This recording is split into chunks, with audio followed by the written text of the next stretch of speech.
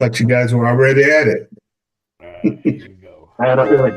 Welcome to Roll Call, number one Birmingham Roller podcast, bringing together Birmingham Roller fans from all over the world. Position this thing where it's works the best. I can't really tell from where I'm at. Does that look all right for you guys? Yeah, looks good, Gabe. Good deal. Got your. All we don't have is your feet. How's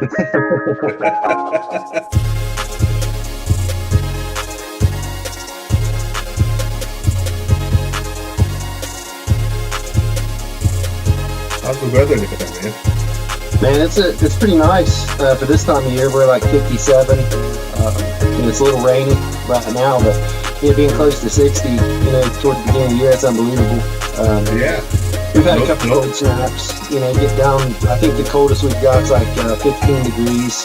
Had probably half a dozen nights in the teens, but, I was able to keep birds breeding and wean off some babies. I got some in the daycare right now. All right, everybody. Wow. Thank you for joining us today on our final episode for 2024. I want to thank Ray for being here. And we want to say a good welcome to our guest, two-time 11-bird champion, Mr. Gabe Glenn. Welcome. Glad to be here, brother. Hey, Gabe. How you been, Gabe? Oh, man, I've been doing real good. Just, I don't know, just soaking it all in, man. On cloud nine right now. yeah, that's right. Yep. Right, 2 times, man. That's fantastic. And I think we all know how hard it is to be consistent in this hobby, So that says something about your breeding program and, you in general, because keeping that kind of focus is a hard thing to do, because you live in life too. So yeah, I enjoy it so much. It comes pretty easy, I guess, on my end of it. I just, for the most part, I do what I can do, but I just think I'm blessed, really, above everything, to be able to succeed in something that you enjoy. It's great, but yeah. So tell us a little bit about your history with pigeons. How'd you get started, and how'd you get into this wonderful hobby of the roller hobby, man? Well, it's kind of weird. I got off the school bus one day, and one of my dad had some guys working for him doing some landscaping and stuff, and I was pretty good buddies with them. They'd help around our farm and stuff like that as well. But when he knew I was into animals, he was like, "Hey, man, you got a carrier pigeon on your roof." And I said, "Oh, yeah." And he said, "Yeah, you got to get it and take the message off its leg, and then it'll go back home." And so, being a young kid into birds, man, I was like, challenge accepted. I was trying to catch this thing everywhere I could, but I realized I wasn't going to catch it in daylight. And I waited till night, and I shined a light in its eyes and used a dip net and caught it. And that next day, man, I feel sorry for the bird looking back on it, but I tried every way in the world to get that message off its leg. It ended up being an MBRC band. It was an MBRC roller. It was MBRC 94F0271. It was banded by Joe Rowe. And yes, it was a really good rolling pigeon to be, to top it all off. But my mom, she told me that, I had a cousin that was, into pigeons. And, that's how I kind of met John. She took me over to his house, and it was like walking into paradise, man. He had like all kinds of pigeons, chickens, ducks, geese, all different kinds of animals. And I was a kid that was into that. So it was really cool. And that's kind of how, the mentorship began. Like I looked at him as, someone that I kind of wanted to be, and he looked at me probably as like a younger version of him. So yeah, nice. That's how I got started. Wow. yeah. I was lucky enough to, reach out to John Bender. I went over there, and he was mentioning my cousin. You're gonna really enjoy meeting my cousin. And I went over there, and man, you're straight up, man, a cool dude from the very beginning, and and I knew you had the passion, man. I was like, man, this dude's gonna be somebody right here, you know. Yeah, I appreciate that. I think in this hobby, if you really enjoy it and you're genuine, I think it kind of shows through. And there's a lot of people that in the same boat, just good, genuine people, and you can really enjoy the birds together. So it's always good to meet another bird brother. At that time, I'd seen a lot of your YouTube channel and stuff. So you're like royalty. I was kind of nervous to meet you. Oh It was yeah, pretty cool. It was pretty cool, on yeah. my end of the deal. Yeah, that's cool, man. And right off the bat, I mean, I thank you for letting me film you, man, because there's no warnings there. I just popped out the camera and say, "All right, let's go." Yeah, I wasn't Yeah, ready. I didn't. It's kind of like this interview. I'm not. I don't know. I'm okay with it, but it's still. I'm just fine with kind of being behind the scenes. And yeah, I remember that day you showed up with the camera and you're like, "I want to do an interview," and I was like, "Man, I don't know. I don't really. I'm not real yeah, comfortable with that." And you're like, "No, it'll be fine." And I'm glad you talked me into it. It's yeah, something to look back on. It was pretty cool. I kind of find it ironic, at the time that you did that interview and walked through my loft. I really just had birds like a year, or maybe a little more, but how confident I was in knowing yeah, what was what. I look back watching myself, I was like, man, what in the heck? It's kind of strange, but it's like yeah, from the time I got back into these things, I felt like I knew what was good and what was bad, and I knew what was working for me and what wasn't, and I knew what direction I wanted to go. And yeah, yeah. It was kind of cool, man. strange. Your video helped me be Yeah. able to look back and see that. Yeah, nice. And I want to say thank you, man, for being a big part of the 2024 convention, man. I had a blast, and I'm sure Yeah. that everybody who made it out there, had a blast. We got to hang out with so many pigeon brothers, man. It was a real good experience, man. Got to see a lot of good birds, and I thank you for helping and putting that together, man. Yeah, I just did my little part, and the thing was, we kind of brought it up to the club, and to my surprise, there were guys that were on board with doing it and wanted to do it. Even though for the most part we felt like we weren't really ready, but it's one of those things. I think you probably never feel like you're ready. You just gotta do it. But yeah, I did my Mhm. my little part, and a lot of people came together, and just like they do, and the big shout out for me is like the guys in the MBRC, like Danny Sturgeon and Dan Galarza. Um, I would probably stress out with um, trying to figure out everything, and any questions I had, they just, give an answer. And so it was just a real smooth process, and everything went good. It was a great time. Yeah, shout out to Well, those two I guys, mean, man. Jerry knows. They did it there at his in his area. We did it quite a number of years ago, and it is a big thing to put together. Yeah. So, I don't want anybody to take it lightly. It is a big thing to put together. The NBRC does do their part, and that Yeah, makes a big difference because you got a lot of help there. But I'm going to tell you, I've been to quite a few, and I'm going to say, I enjoyed the Arizona one. I enjoyed the California ones. I don't know. I think your landscape, your country yeah, there, yeah. That was is cool. me. You know, Yeah, um, Yeah. that's kind of how I live. So um, Yeah. it was nice. I mean, I Yeah. really had a good time. I ate Yeah. too much, but that's a different story. Yeah, you're preaching to the choir about the landscape. I mean, I'm kind of a homebody down here in rural Ohio and Pike County, and there's a lot of places that most people would rather be. But anytime I go anywhere, I can't wait to get back. And yes, I really like this area and the landscape, and it's just home to me. So yeah. It's like I it's definitely like it. I'm glad, a lot of guys found it neat. I saw pictures of like, fields and just different stuff that I think is yeah. beautiful that we have, and to see other people taking pictures of it and posting it, they found a beauty in it as well. It was pretty cool to share that with everybody. Yeah, like it was like living in like a recreation area, you know what I mean? Like that Yeah, whole it park is. belongs to That's the you, way you I know? feel. Yeah. Yeah, like I remember we had some buddies that were from the city, and they're like, "Man, what do you guys do in the country?" I was like, "We do pretty much anything we want." And what couldn't you do?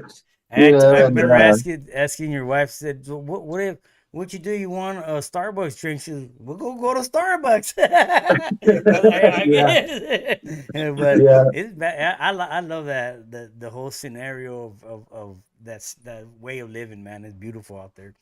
yeah. It's a slower pace, for sure. Yeah, Down here where I'm at, especially, yeah. can't But get Yeah, people too worked up. yeah. I can tell you, for instance, I moved probably 30 miles from my previous address, and the difference is like night and day, man. It's just crazy to me. I mean, just another 30 miles, it's congested, people everywhere, yeah, Yeah, you you can't a stoplight takes you forever to get through. And where I'm at here, man, I mean, people are driving, 10 miles an hour to 75 miles an hour, and there's nobody around, yeah, just you. yeah, And that's nice. So, yeah, Gabe, we talked about you a little bit last week on the podcast. yeah. I Um, saw that. yeah, and I've been thinking about it ever since. And actually, when Sam Sprick came down and judged our 11 bird and 20 bird this year, and you were the topic of conversation, and part of our conversation was in reference to your breeding strategy. Um, Sam mentioned to me that you don't spend a bunch of time on a pair of birds that don't produce.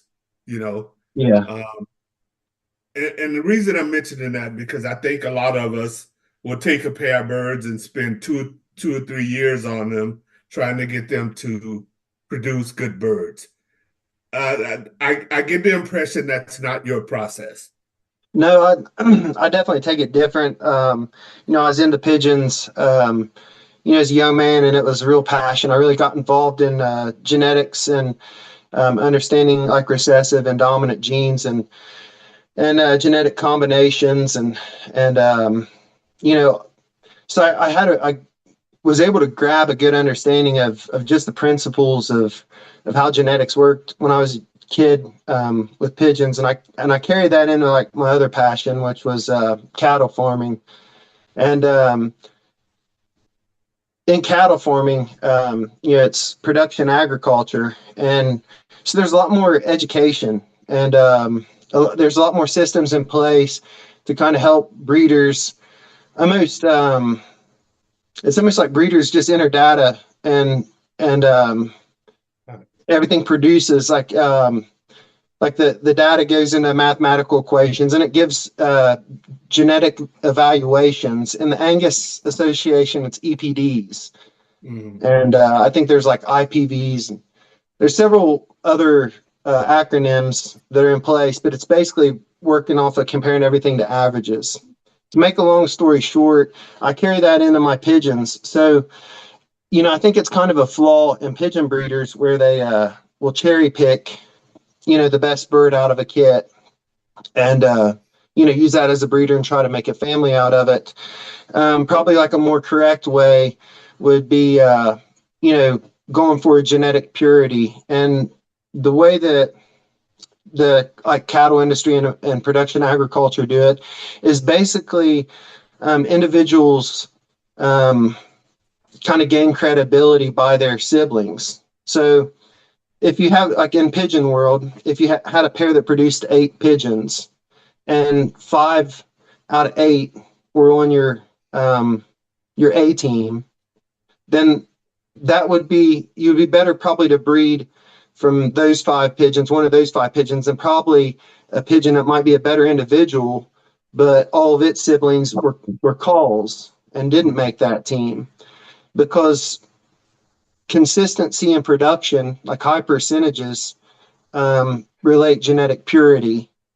And, I think going the genetic purity route can be, probably the way to go. And so I just look at everything kind of mathematical. I throw birds together. I kind of let them pair themselves up. I look at the spectrum they produce. And, I only keep the higher percentage birds. And then to add to that, I don't really keep birds around a long time because I feel like if I turn over generations, even though I'm trading out one 20-footer that rolls once a minute for another, if I'm more generations towards my breeding will help those percentages and help me achieve genetic purity. Mm-hmm. So I know that's kind of a lot, but that's just a general gist of what I do. So I just basically look at percentages and then also, at the end of a fly season, I'll have several birds I really want to breed from. And, I'll move out birds that were great producers, the ones that, have made national champions and stuff like that. I'll move them out for their offspring because I feel like they'll move me further. They have a chance at moving me further along. Yeah, it'll probably be 2 steps forward and 1 step back. It's hard to get rid of a good producer, but you're not going to get better unless you cut loose a something. So I'm not afraid to do that. Yeah. Do you find a difference when it comes to breeding, in between the cocks and the hens? Do you find the line is closer to one or the other?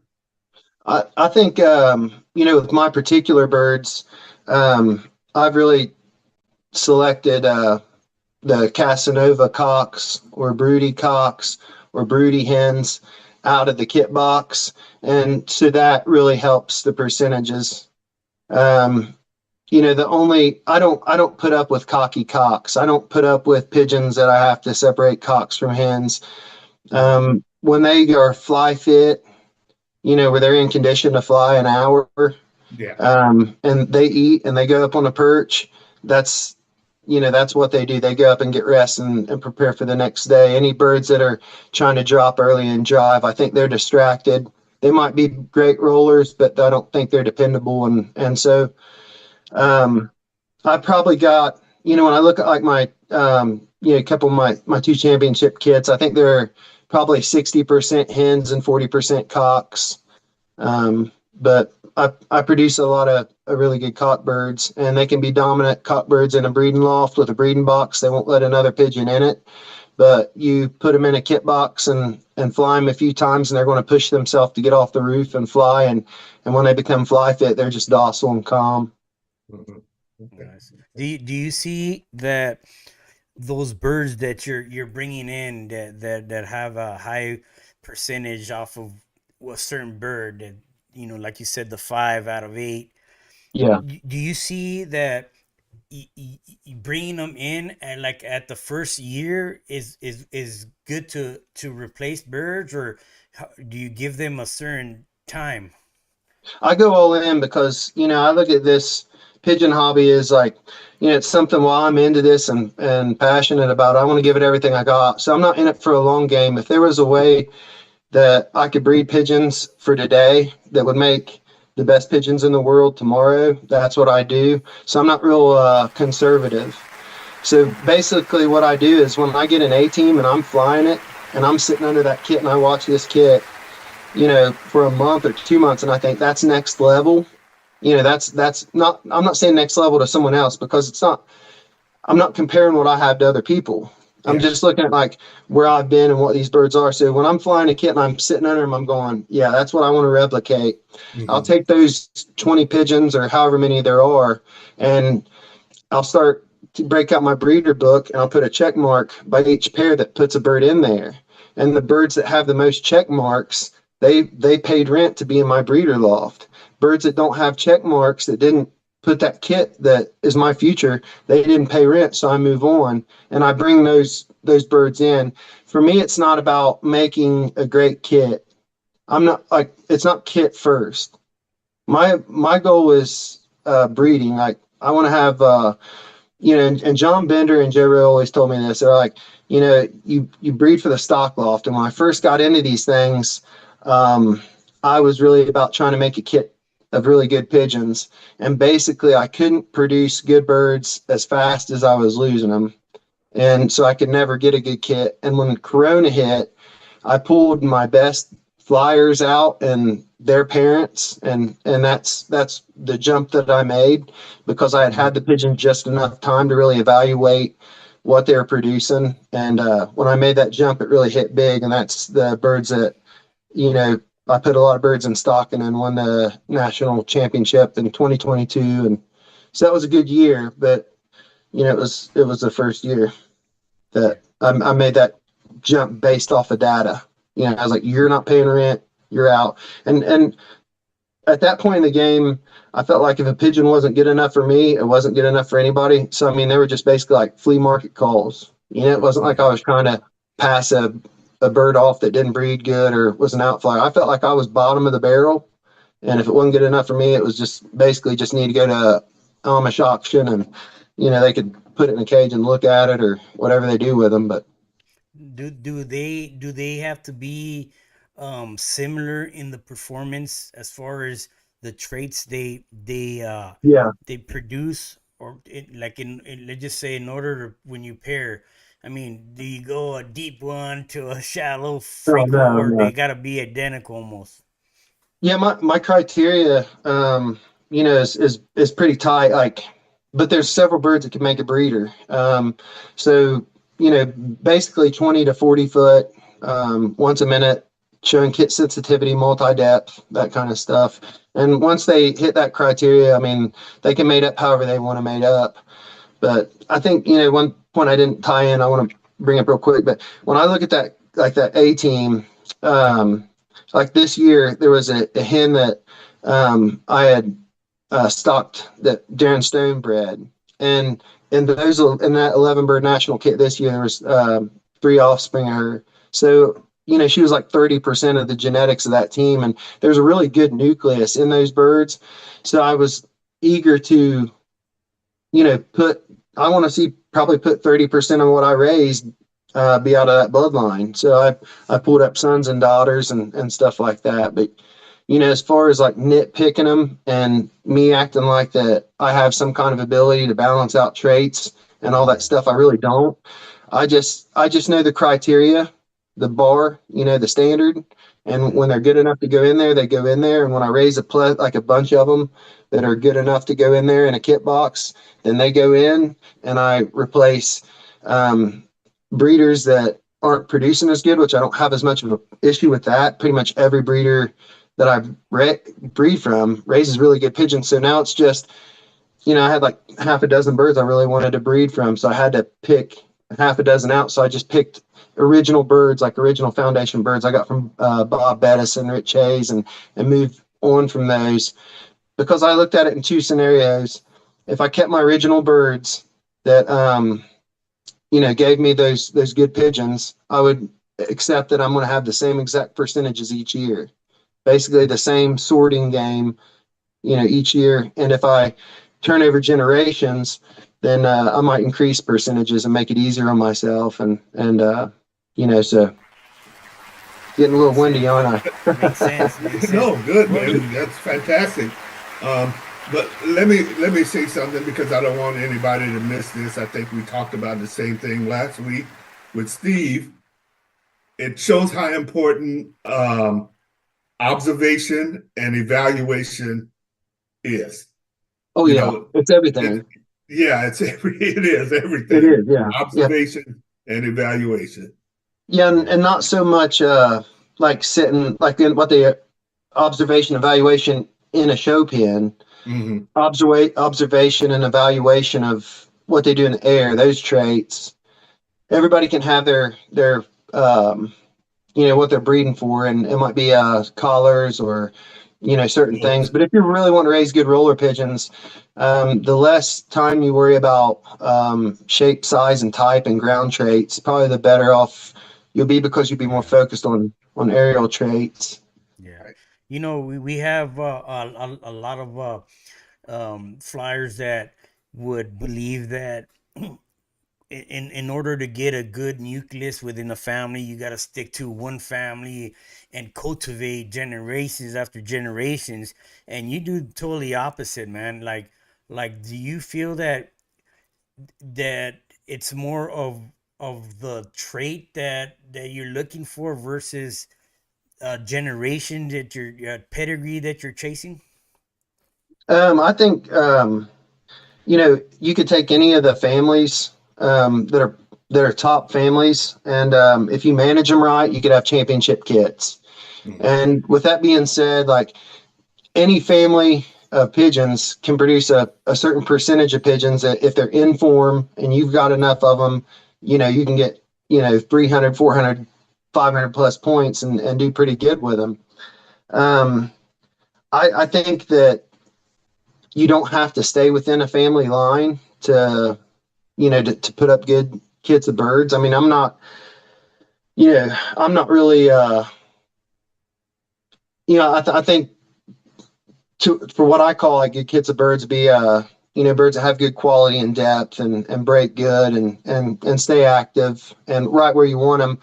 There are people that might be like, you know, better 20 bird flyers and have a better understanding of kit 20 bird kit, and you know, they might disagree with me, and I would give them credit. You know, they earn it, but I think, you know, if you look at you know, I go outside of pigeons a lot in my logic on breeding these things, and you know, things don't make sense. I just can't wrap. You know, I can't accept it. And so for me, you've got to have genetic diversity to be able to move something forward. So like if there's a population of elk in Colorado or wherever, and they don't have any genetic diversity, that basically means they are limited.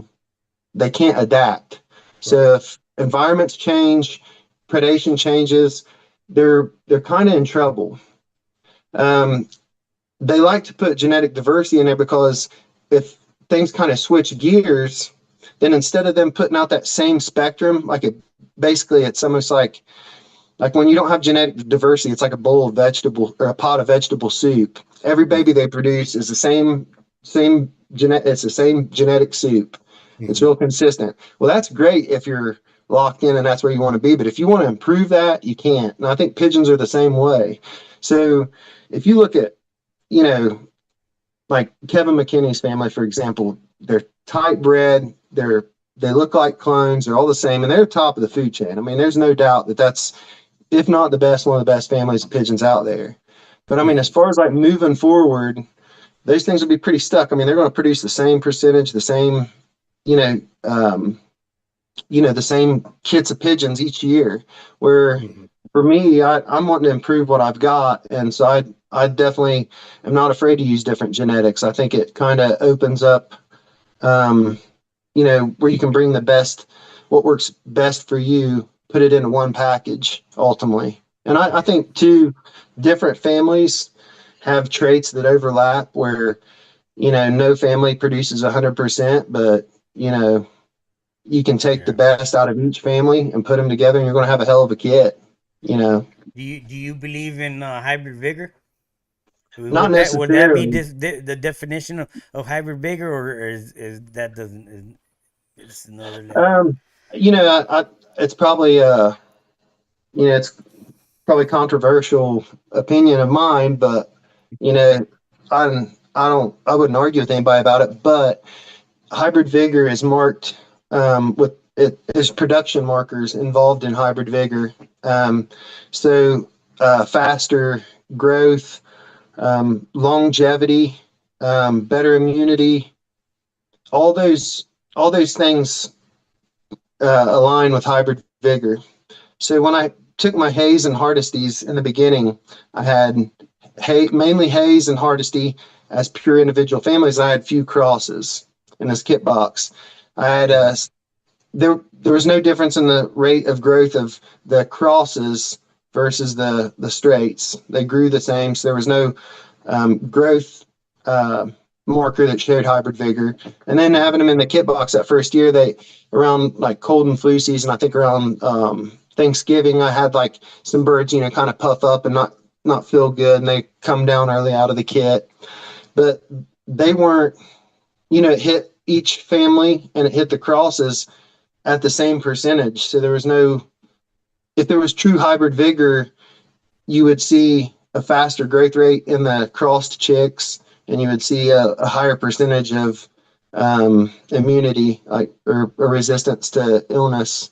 And I just never saw it. So I think, it'd be like saying just because like two Caucasian, like two white people get married and have kids, they're not related. Their kid doesn't have hybrid vigor. There's just not enough genetic diversity there. And roller pigeons are so tight. Just go back a couple hundred years ago, they all go back to just a few birds. So it doesn't matter if it's this strain or that strain. I don't know that we're to the point where we've bred them enough, line bred them enough to put them together and make hybrid vigor. Yeah. So I mean, a lot of people that will consider it hybrid vigor and they say it works. It just happened to click. So that's what it is. It could have clicked with that, or it could click with a pure exactly. family within the pair.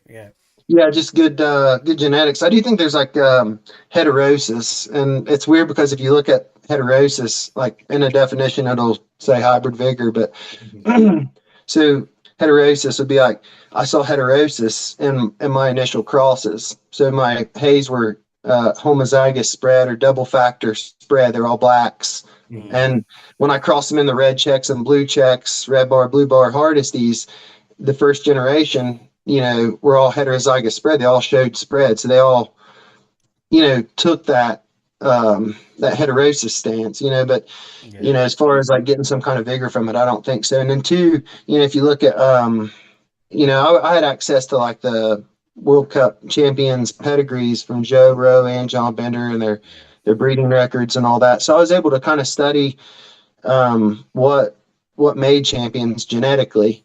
And, a lot of the best birds, the best families were from different strains, but they were top elite pigeons. Mm-hmm. And so it's just really, I don't know. I think in rollers in general, and this is just my opinion, I'm not saying it's right or wrong, but I think people put too much of an emphasis on outcrossing or line breeding. That's really not the bigger picture. That's not really, shouldn't be the focus. The focus should be good.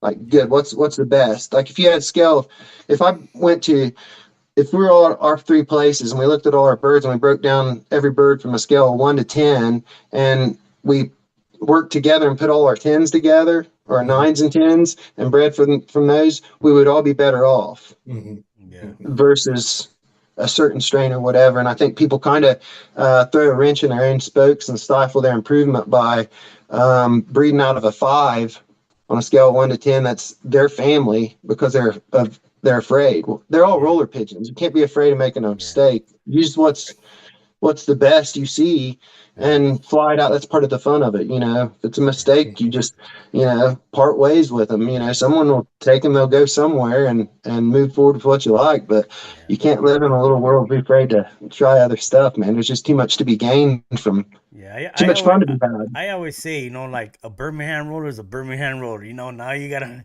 make the best out of it. Yeah. It ain't like this one pure family. It's not a different breed, you know what I mean? It's the same breed, like you said. Yeah, probably cross some fantail into it or something. Yeah. And it's really fun too. I mean, that's for me. Like, there's all this stuff about competition, and competition's great. I love it. Promotes the hobby, but all in all, the most important part is enjoying these birds and putting up kits of birds that just rain roll. And so. For me, a lot of the fun is like trying something new. I mean, if I go to your house and I see a bird that does everything I like, I'm going to try to talk you out of it. I'm not proud. I'm not looking down the end of my nose thinking what I got's better. I'm always looking for something better. The day that I find better pigeons than what I got, the day these things won't be out here. I'll have the new stuff. But well, I believe like what you describing now. I do believe in it. Like as far as looking at it as a performance of the pigeon and the traits of the pigeon within the performance. Okay, what about like I'm a true believer also in the physical appearance or like the health of the pigeon.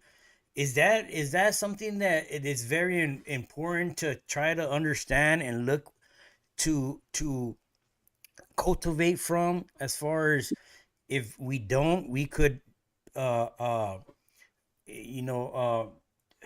deteriorate the pigeon, the roller pigeon? Is that any importance to you? I think there is importance to it. I think saying like many roads lead to Rome, there's different ways of evaluating and basically kind of keeping a loft or a breeding system where you're doing good and steadily improving. For me, I take, you know, I feel that by looking at percentages, I'm automatically nipping the deterioration out. Nice. Yeah, off the boat. So example, like you could have, this is the thing, like I'm going to throw an analogy at you. I'm real bad about analogies and all this stuff, but I'm going to have to break one out. But anyway, you could have two guys, right? And say we're talking like basketball players, right? Mhm. And you want the best basketball player. One guy's 6'6", the other guy's 6'4". The guy that's 6'6" is bigger, faster, stronger, makes more baskets. Just by that much, he's just that much better than the guy that's 6'4". Mhm. Okay. Now, genetically, this guy that's, you would cherry pick out of the kit and say he's the stud. Genetically, he can be carrying, all kinds of recessive traits, that could be counterproductive. Like, there's like certain blindness traits, health structure traits that Right. a person can have a recessive gene and they're a perfect specimen. Well, now if you looked at like his whole family tree, you would see that there's maybe like cystic fibrosis or eye, degeneration or some issues there. Well, this guy that's just this much less than what this guy is, all his family might be really resilient and really tough. Yeah. So, I think that's kind of the way that a lot of this work and a lot of this stuff people are trying to figure out with pigeons and breeding methods, it's already been figured out and they practice it in animal agriculture all the time. Yeah. And it's just a good sound way of doing it. And I do think Victor Garcia, he's a guy in our club and he can look in the eyes and he can tell a better pigeon and know something there. For me personally, I think there's a fine line between something that can give you an edge and something that can be a distraction. Mhm. And so I try to really just focus on the things that I can comprehend, like watching them in the air and using percentages. But there's no doubt that there's something to what Victor does. And then I've seen you do it with looking in the mouth. I took all my top breeders, which is basically like the foundation of all my birds. And I handed them, the best ones to you, and then handed medium ones, and then birds that weren't producing good. And you could look in the mouth, and you told me what they were. And so I know there's something there, but Yeah. I think like you just said, like by eliminating what's not working and keep on bringing in the good stuff that's producing, it's kind of yeah, keeps that going, you know what I mean? And if it doesn't, then not having high hopes for it, it's got to go. And I yeah, think that's the way you keep it going, that nucleus, yeah, and you can make pigeons where it's really a nice hobby because you can make many from few, Yeah. in Yeah. such a short amount of time. I mean, you can go kind of two different directions, but as long as you know what's working and something's a step ahead, I mean, you can take that and make many and really make a step forward. There's no reason to probably be reluctant to try different things. Yeah. Well, like I've heard, I think it was Keith London say, your breeding is your experiment, and your proof Yeah. of your experiment is the birds, you fly, Yeah. That's Yeah. And yeah, he's always I've watched his YouTube stuff and just good sound advice, good logic. Just mhm. that's why he's a master flyer. I mean, Yeah, guys, he's knows what he's doing. yeah, Yeah. I think that's the art of this hobby right here is the cultivation and producing these pigeons that you don't necessarily gotta win a competition or be a top in a certain event to say that's the guy right there. But I mean, you could Right. literally go to someone's yard, like we went to your yard, and you had all heads up looking at the sky, and Yeah, no that's pretty doubt cool. whatsoever there are birds spinning their asses off, you know what I mean? So that's, to me, that's what makes my gives my passion to me to be able to yeah, keep that going, you know what I'm saying? yeah. And yeah, man. But it Yeah. yeah. I do want to say, like, on the like the people that really are stuck, like breeding one family and it's working for them. There is something to like, different families and bringing out the best potential in them. So, just a real quick example, I had some other families of birds, and they were great families of birds. There's no doubt that, I could have had all the success I wanted with them, but they were like a stronger flyer and would fly a little higher and stuff like that. And I really couldn't, it really just wasn't fitting in the direction I needed to go because of the BOP. But so trying to put these two families together, now I feed my kit birds pretty much all they want. And and I literally mean that. I throw wheat down until they're basically slow eating, and then they start going and getting drinks of water, and then I just kind of herd them into the kit box. And doing that with those families, they would fly fast, high, and real long, and not roll as much. So all these kind of like the way people really push on these rollers about sticking to one family and learning that family. I mean, it is valid. I don't want to come on here and act like that nobody knows what they're talking about, because there definitely is like truth in that. But I do think you can kind of fly a bunch of different families, pick what you want, bring other stuff in, try it, and if different families for me, if I bring another family in and they handle like my birds, like they under the same feeding management, they get fly fit, then they get roll fit. I know I'm onto something. They're compatible, and then when it goes to the next level, condition them to like have a peak, like a peak day. If they peak with my birds, they can crossbreed with them or whatever. They're going to be just fine.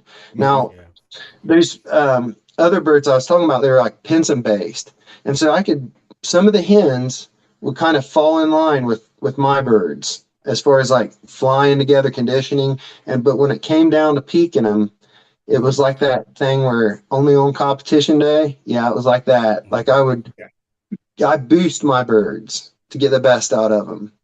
So I kind of run them ragged and then treat them like a king and then fly them, and it brings the best out of them. I did that with those birds, and it was like a fiasco every time.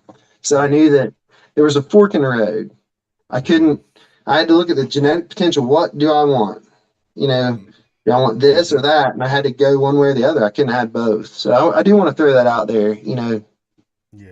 Well, I mean, one thing about this hobby is there's theories and theories and theories, and nobody's wrong at all. You know what I mean?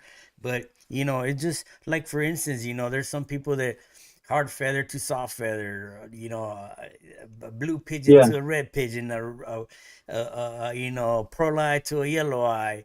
But overall, I think what happens is when they stick to those theories, yeah, you got a good percentage that it works, but you never try out to go away from that into something else to see if it even works. You know what I mean? So, Yeah. I mean, it's all into what you're practicing and what program you got going on, I think, and make it work.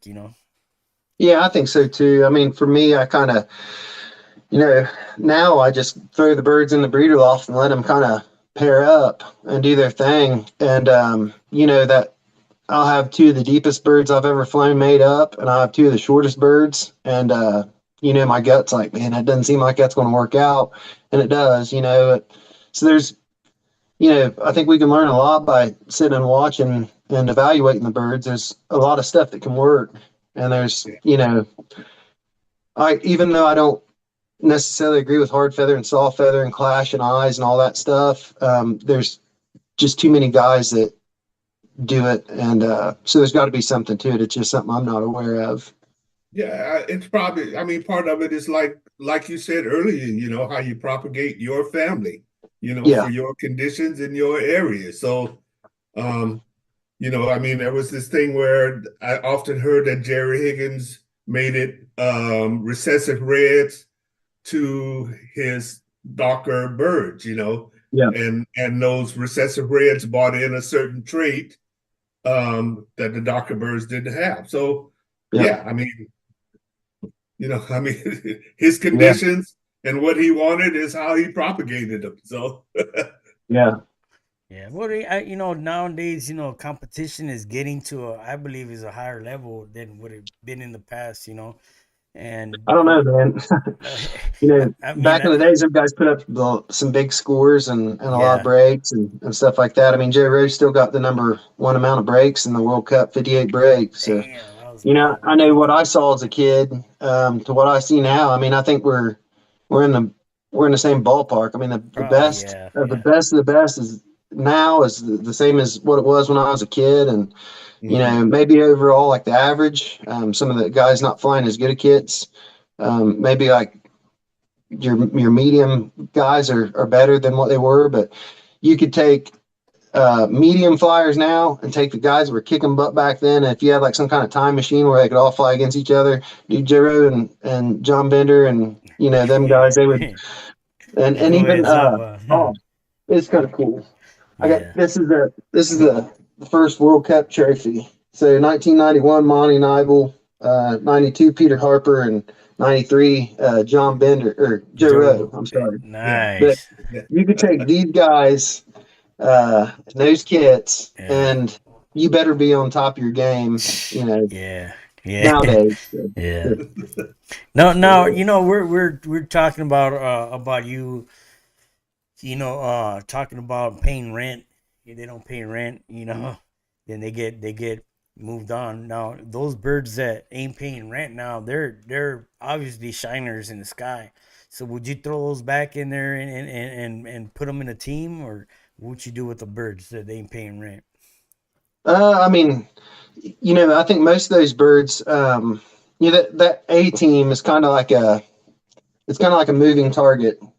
So my A team now hopefully is better than what it was a few years ago. So birds that were really producing good, a couple years ago, maybe not hitting today. So I think there's a lot of potential in those birds. So I mean, there's always people wanting birds. I mean, I'll Yeah, you nice. know Yeah. hook them up and I'm not so worried about like getting rid of a good pigeon. Like, that's what I really hope to do is, move birds along. That, my direction, my program, that, I got a way I want to go, but they should be able to really help guys jump up and get good pigeons. So if I feel like there's a lot of potential in them, I'll just pass them on. There's always people wanting you hit me up for birds, but if I feel like it's not a good pigeon, and it won't benefit anybody, then they'll go to like the Amish auctions and stuff like that. Right. Yes. How many But pairs? I see George Pena said, Gabe, do you prefer individual or open loft breeding? I do all open loft. I my do. Yeah, I can't. I've never individual bred. Nice. I had full intentions of bullcock breeding and individual breeding, but I've just never done that. I just Um, let them do their thing. Seems like they kind of gain momentum, when they're all together.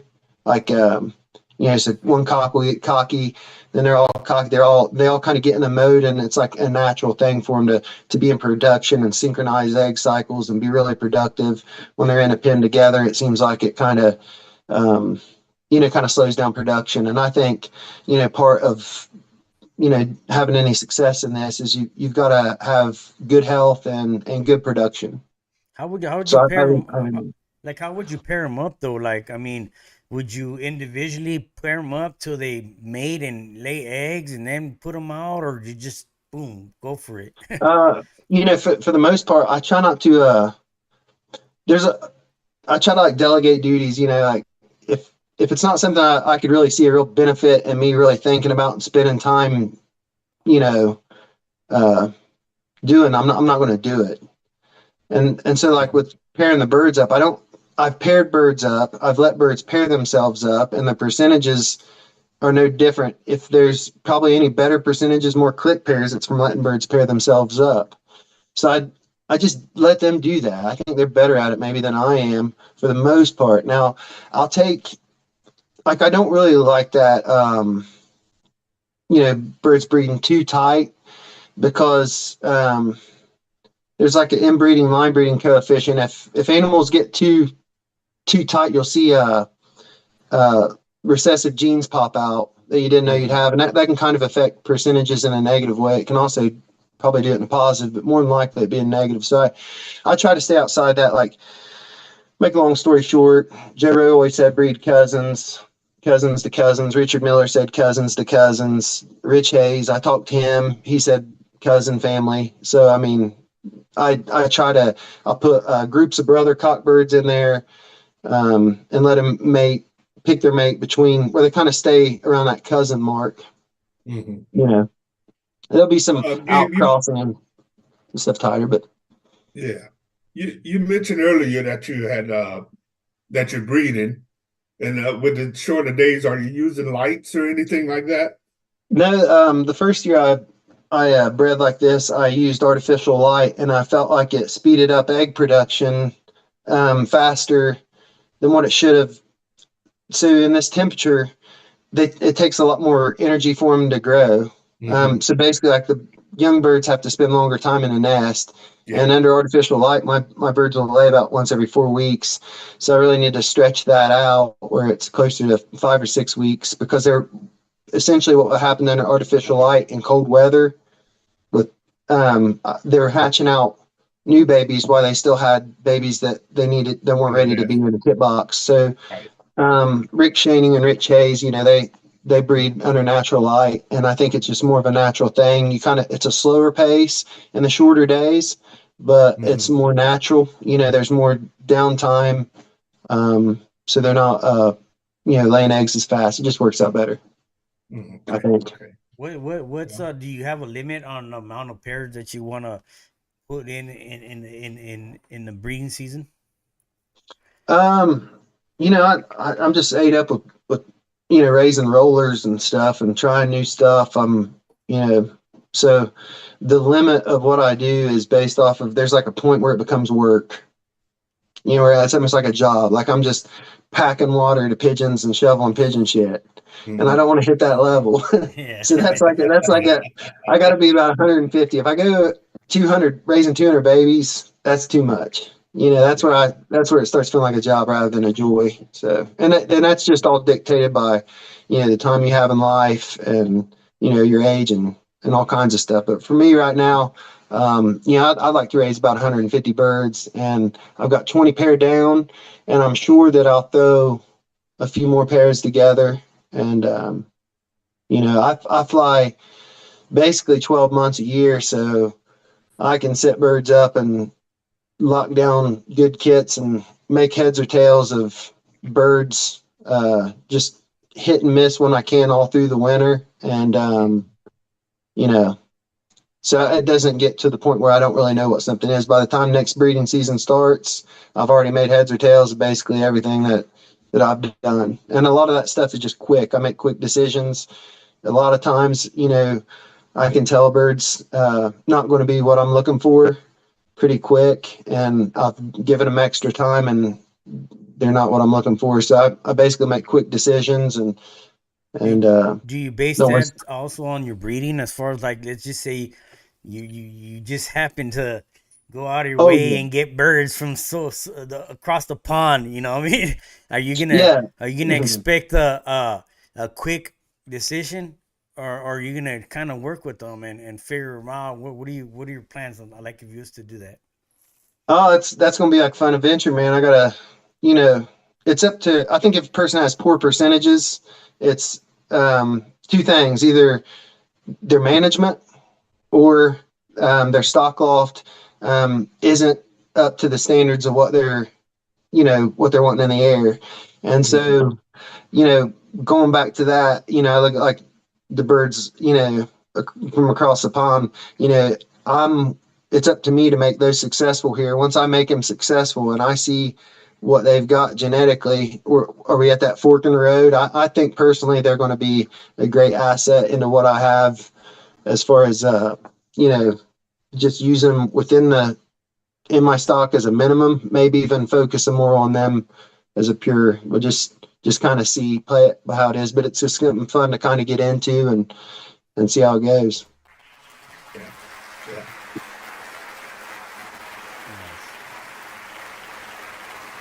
I like that answer right there. Now, you've been putting up the scores, man. Mr. 702 on 11 bird, man. That's crazy right there. You know what I'm saying? Them birds, explain to us. I know you've explained to me on what you're looking for to create a good 11 bird team. Um, what does it take to get to that level right there? Mm-hmm. It's, for me, the 11 bird and the 20 bird, both years I won the national in the 11 bird, I would have had like superior 20 bird kits compared to what I usually have put up. So I think they're really parallel, and it's going to be neat in the future to see if that's the case. I believe so. But so I think answering your question on the 11 bird will be exactly the same as 20. That's my opinion right now. Now, 5 years, I'll probably learn and, have a different idea. But right now, I think it's the same. I think it, in reality, it comes down to, good health, good genetics, and then getting those good genetics, those young birds, getting them into a condition to where they can show what they've got. I'm not trying to regulate these things on feed. I'm not trying to make them roll more. I'm not trying to make them roll less. I'm not trying to keep them down or push them up. I'm just getting them into the health where they can do what they want to do. And then from there, I eliminate what I don't want. Mm-hmm. So I'll give you an example. I was mob flying a kit of pigeons the other day, about 70 birds. And for the last few weekends, they would come down in 20 to 30 minutes. And, that's not like my birds. I want them. I only get a chance to fly on weekends once a day. I've got other chores I got to do, unfortunately. But so anyway, I shot a bottle rocket through the kit as they were landing, and it made the kit split. 20 some of them stayed down on the roof. 40 some of them went up and flew another hour. I separated those two kits. Now those 40 that went up there, that's what I want to work with. Like they've got a little bit of a will to, they're not looking for a reason to come down, and they'll work the whole time, the whole hour they're up, they're working. Then that kit started getting a little bit too fit, going too high. So I marked all the low flying birds and put those up underneath of them, the shorter flyers, and most of that kit dropped down where I wanted. So I took the high flyers and the long flyers out of there. Mm-hmm. What it left me with is I've got a kit of about 40 that kit like glue and fly just the way I want them to fly. But I take, there's like those traits in those birds, kind of getting, it's like they're like different birds have different traits and they kind of blend together and make a recipe. And it can be, where they fly, how long they fly, their work rate, their fly pattern, all that stuff. So I'm looking for birds basically, that fly around 100 to 150 feet, fly a good pattern and work the whole time and click off brakes. Nice. and just stay working. And, finding that nucleus, it's going to do that.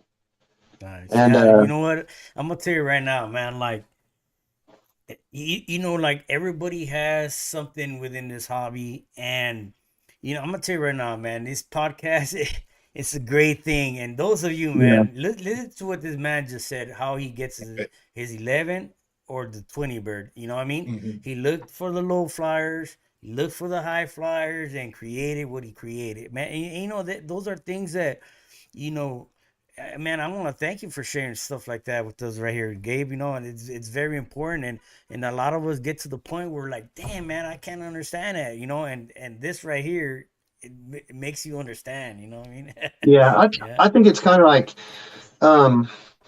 it's almost like people in the roller hobby feel like that they've got to work for their birds.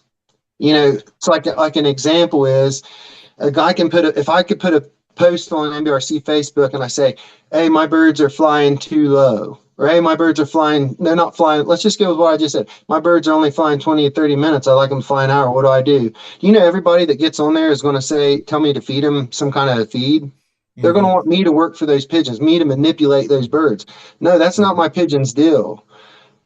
I keep them healthy and they work for me. They fit into my parameter. I don't, what doesn't fit in what I want, I move away from.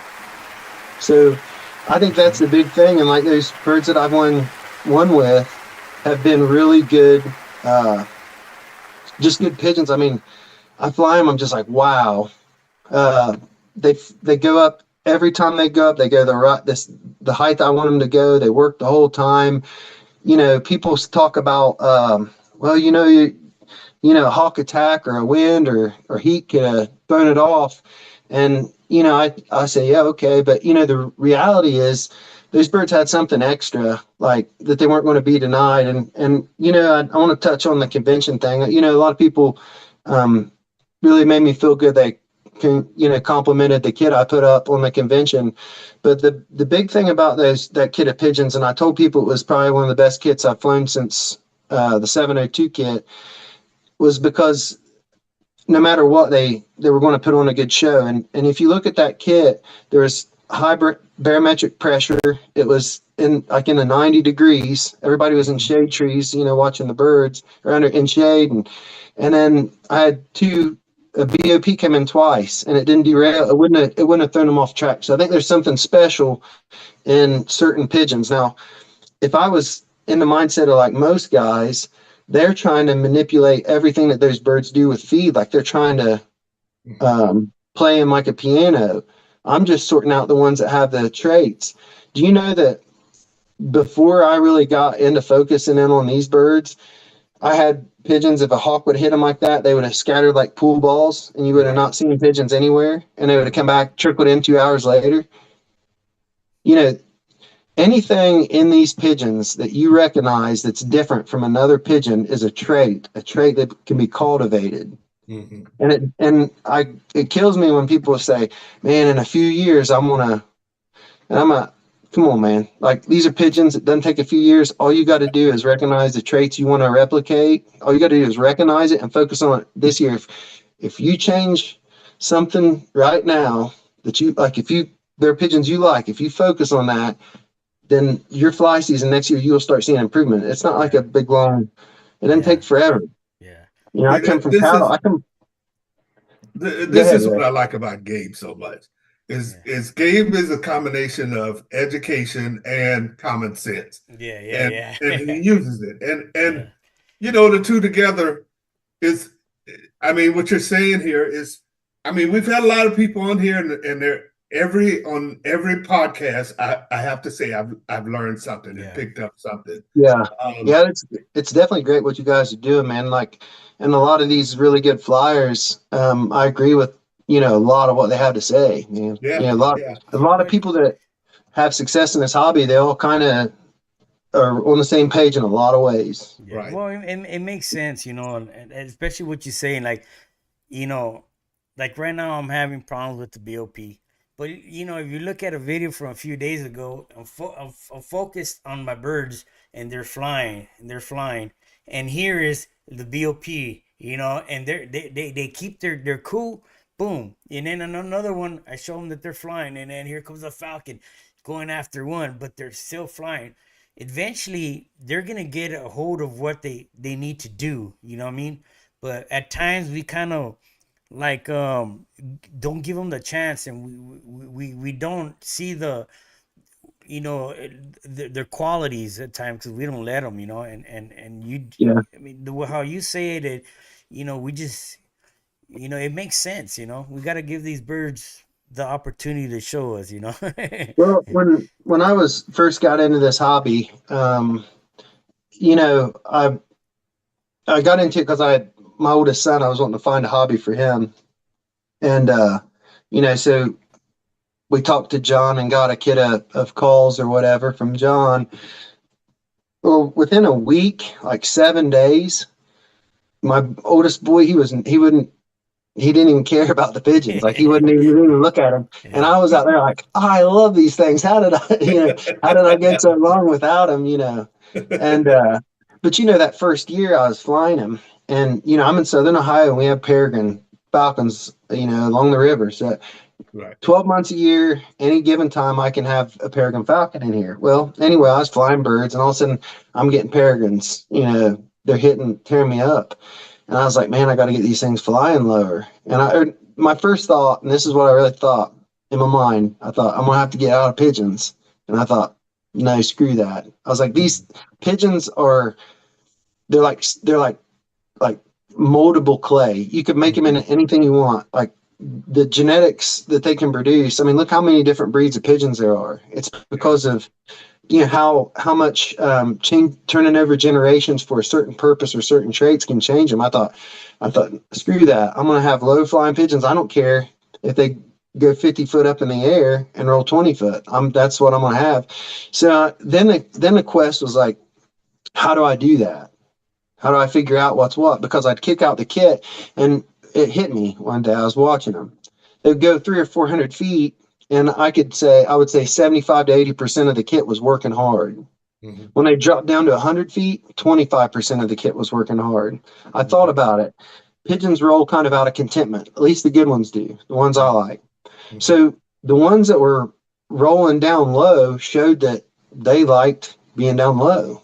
The ones that were stiff down low showed that they were kind of on edge, wanted to be up before they cut loose. So I thought choosing this path will keep me in the hobby, but I'll never be able to get to where I actually have good pigeons. I never thought I thought it was going to be a major setback, take many years to where I'd have that 80% working. No, I took those 25% that worked at 100 feet, focused on them and their parents, and bred and turned over generations. And, a couple years later, did really well and with low flying kits. So I don't, just, there's a lot of things like if a person can identify it, even though you feel like you're going away from your best spinner or whatever, a lot of that stuff is fool's gold. It's not going to get you to where you want to be. There's so many times I go out and watch birds with guys and listen to the chatter, and they're, drooling over a bird that's super deep and super fast, but I wouldn't even feed the thing. Yeah. There's fool's gold in this, and I think you can get maybe a little bit ahead, true progress, by working with just good pigeons, like good pigeons with good traits. It's like a good foundation. You take a bird that's maybe too frequent, too fast, too deep, that a lot of people are drooling over. It's like building a house on a foundation of sand. You're literally building a family on some faults. Don't go with the faults. Do you like you said earlier that there's times that you can't fly every day, or you just get to fly maybe the weekends, but they give you an hour and a half. You think that's enough? Is that making up for the times that the days that don't fly? Yeah, I think you can make progress. I think it's hard on some birds, that to be held up. Like, so a big thing, I think, a lot of people ask how I can keep work rate, in the birds. And the thing is, like, I kind of have I set up an environment that caters to birds that have a high work rate, because if you took some of my champion, like my best pigeons, if they weren't in condition, they would look like calls. It'd be like, just like right now, you could take my breeders and put them in a kit box and turn them loose and fly them, and there'd probably be birds hitting the ground and out flying and landing in trees. They'd look like calls because they're not in shape to do what they want to do. So I think, with like the time off that I have in this work week, I've got to give those birds a little bit of grace. Like, I can't be hard on them because they might be wanting to roll, 20 or 30 feet once a minute or twice a minute, but they can't build the stamina to do it. So I know that it's not them being a call. It's just they're not in a position to have the condition to be able to pull off what they're trying to do. But as far as like breaking young birds out, getting them to kit, bringing them into the roll, oh yeah, it works great. I think they come in, for whatever reason, they come in faster, flying them, on the weekends in the winter than they do in the middle of summer when it's hot and I'm flying every day. So, definitely can make progress. I think anytime you turn birds out, you can make progress. I think for me, I've just got to stay disciplined and not be too hasty, give birds a chance to do what they can under the circumstances. Yeah, we're gonna read a couple of the comments right now. Tal Wilt, I believe that's how you pronounce it. This is where Gabe's located, Ohio. And he also says he's found a way to simply damn near every aspect of his birds. Simplify damn every aspect of his birds. The biggest point I took is he doesn't work for the birds. He uses the birds that work for his program coming in. That's correct. And then Sean Overfield from England, man. Nice having you on here, Sean. He's a great flyer. Yeah. So he asks, what kind of depth does Gabe look for in his birds? Probably like 20 to 40 feet. I don't like anything less than 20, and I think if they go above 40, I think it kind of hurts the percentages, as far as getting good kit pigeons. Mm-hmm. Yeah. So 20 to 40. If everything had to be one depth, 30 foot. Yeah. Yeah. Now, a lot of people have different thoughts of the way they train the birds and fly the birds, especially with young birds. And I don't know if it's because of the location they fly from or what, but I noticed that you mob fly a lot. You know what I mean? And there's people that wouldn't do it. But could you kind of give us a little explanation of why you do it and what do you look to get out of that? Yeah, I mean, why I do it is because when I was a kid, like 9 years old to 16 years old, I was around two world champions in roller pigeons that I really looked up to. And so the ways that I got into this hobby are exactly the ways I saw them do it. Like I built a loft to have 20 breeder pairs and shoot for 100 birds because that's about the way they did it. And the way I feed birds, like basically giving them all they can eat, and which is, you got to take that into context. It's not like I fly birds with feeding a tray, but all that stuff I did was based off of what I saw them do. And so that's a real reason. And I think it's kind of like a cheat code. I mean, if you can, a lot of people won't mob fly because they don't like what they see. Mm-hmm.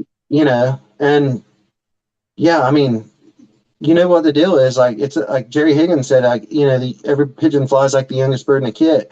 You can take 100, you can take 80 really good rollers and put 10 of them or 10 homers up there, and it's not going to look right.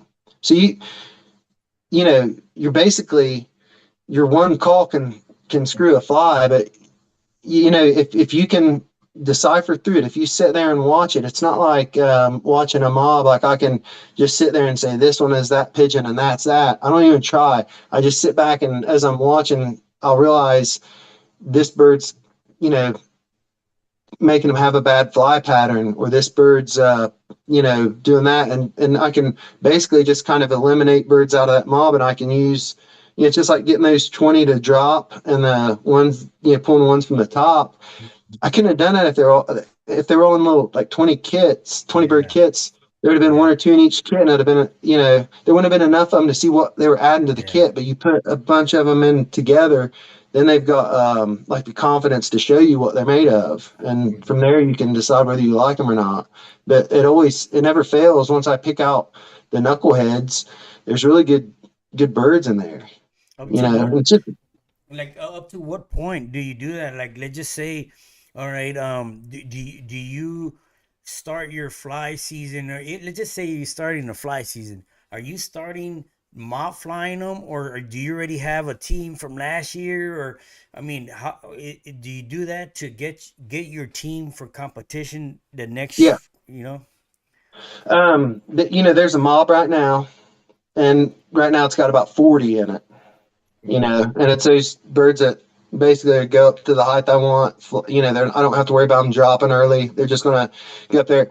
As competition comes in time, I've got a kit of 30 I'm going to put in there, and I'll probably give them a little time to kind of get fly fit. Once they're fly fit, I'll put them all together and let them all fly and work, and I'll pull basically, there will be birds probably dropping early and, stuff out of the kit, but I'm basically looking for pigeons that stay right in the nucleus of the kit. When they roll, they don't try to trail the mob. They roll, they go right to the nucleus of the kit.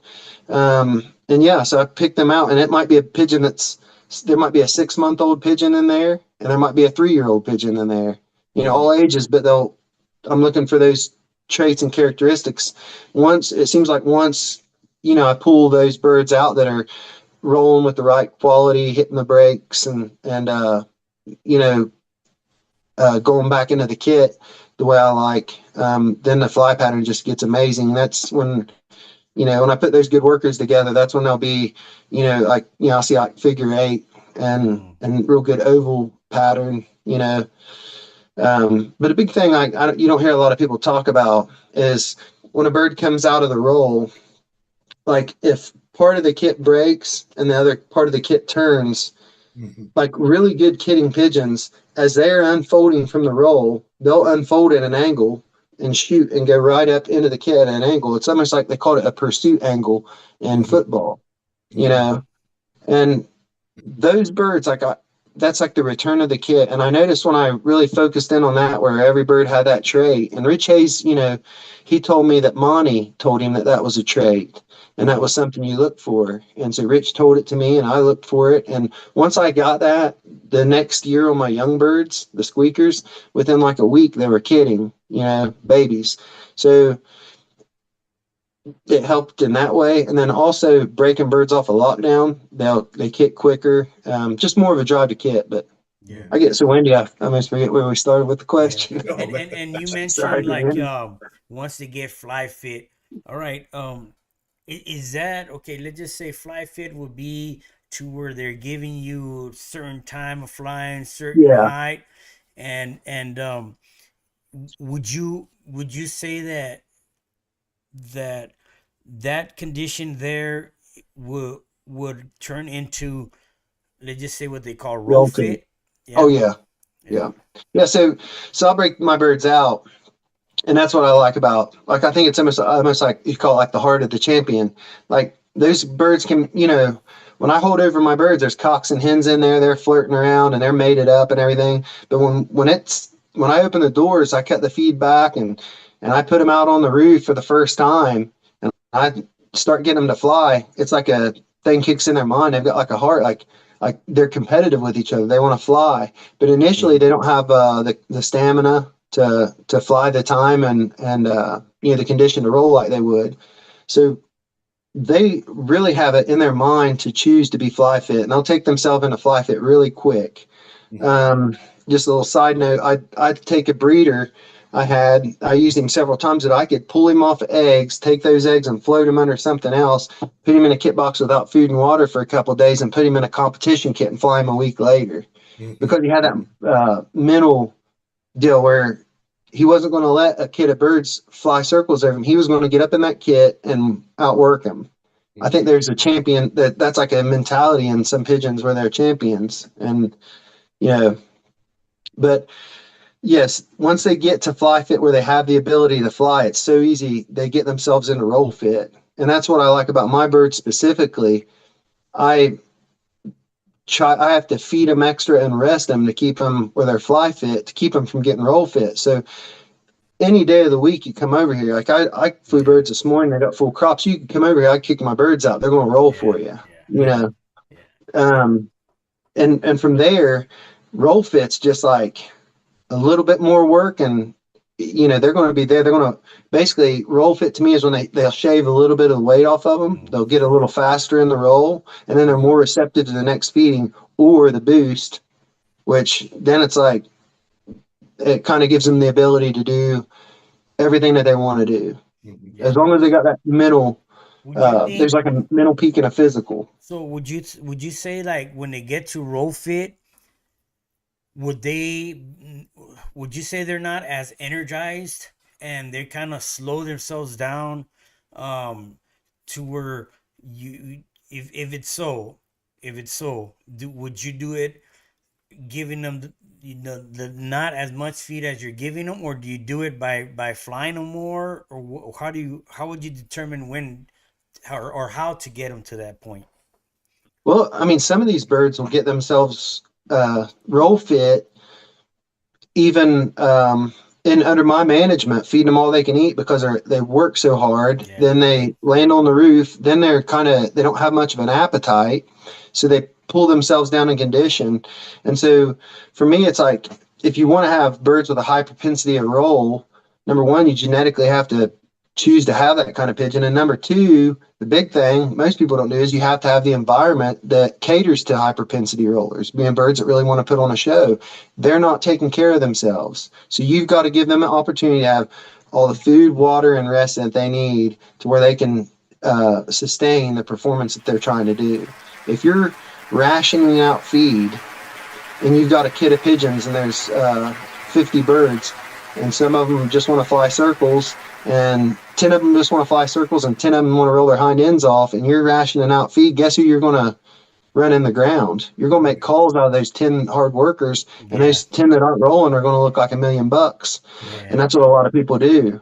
Me, I don't like those 10 that aren't rolling, so I get rid of those, and then I'm going to definitely make sure to take care of the 10 that are working. Now, I don't want pigeons that roll so much that there's no composure. I want it to be like a symphony. I want birds to roll with quality and style and get up and they're composed. They got their crap together. They kit right. They set up. They break. I don't want trash that just rolls all the time like it's having some kind of mental breakdown. I'm not talking about that, but Yeah, I mean that's like those birds that you're talking about right there. Those are birds that are just cranking. Giving you a good depth. They're working more than the others 2 times a minute, maybe 3 times a minute. And just imagine if you strict their feed, they give them on a diet that is not enough to keep them, nice and lean, and they're burning out, going into muscle. You're in trouble. It's like there's two kind of people that have high calorie intake diets over 5,000 calories a day. They're both on TV. One of them's professional athletes, and the other one's my 600-pound life. Right. So it's I'm not going to ration down the professional athletes to make the ones that aren't going to be athletes into normal.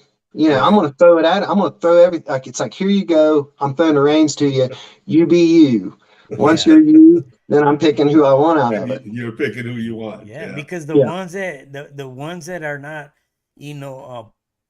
playing the part, not playing the part, but being part of what you want. Those are the ones they're eventually gonna want to do something other than that performance, and they're either gonna be out of shape, like you said, or just too much into shape and flying high, flying low, and and those nice performers that you're feeding them well, they're burning their energy the right way. You know what I mean? Yeah, and that's what and I've had a couple of families of birds, and it does seem like there's always like traits that are lined in with family. You can kind of see it if there's families of birds and the collars are all the same on them. That's a physical, locked in trait of that family. And there's also like mental and attributes that are in there with the rolling too. But there was a certain family I had that, they were good the first year, and I locked them down and bred out of them and locked some of them down and went to kick them back out. And I was just like, how in the world do these people break these birds back out the second year? I mean, I couldn't imagine a whole kid of it. I flew the birds for like, a month, and I was just like, finally get them back kitten. But I was like, this is something I don't want to fool with. The mental thing, man. Like, I'm telling you, like some of these, like the Hardesty and Hayes and stuff I've got. I mean, I can take birds out of the breeder, and if there's a kit flying above them, they're not comfortable with being lazy and wanting to have sex on the roof. They want to go up there and outwork every pigeon up there, and that makes my job easier. Gabe, can you talk about your feed a little bit? Do you feed straight wheat? Is that what you feed?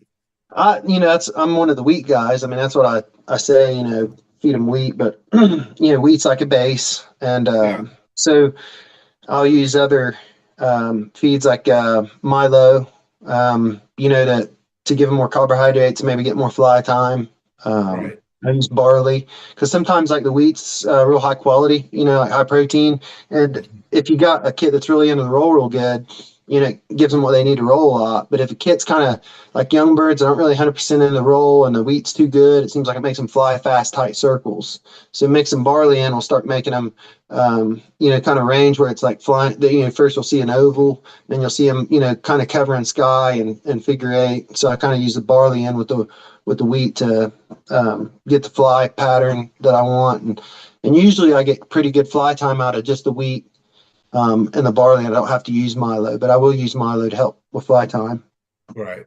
And you said something there about wheat that's kind of important. It depends on the quality of the wheat too. So yeah, Danny Sturgeon really helped me out with that. When I first got into birds, it's kind of crazy, but the first year I had wheat that was ideal for roller pigeons. I mean, the protein level and the quality of it. So quality is like the amount of like protein versus like with the amount of fiber, and really want kind of a mid quality wheat.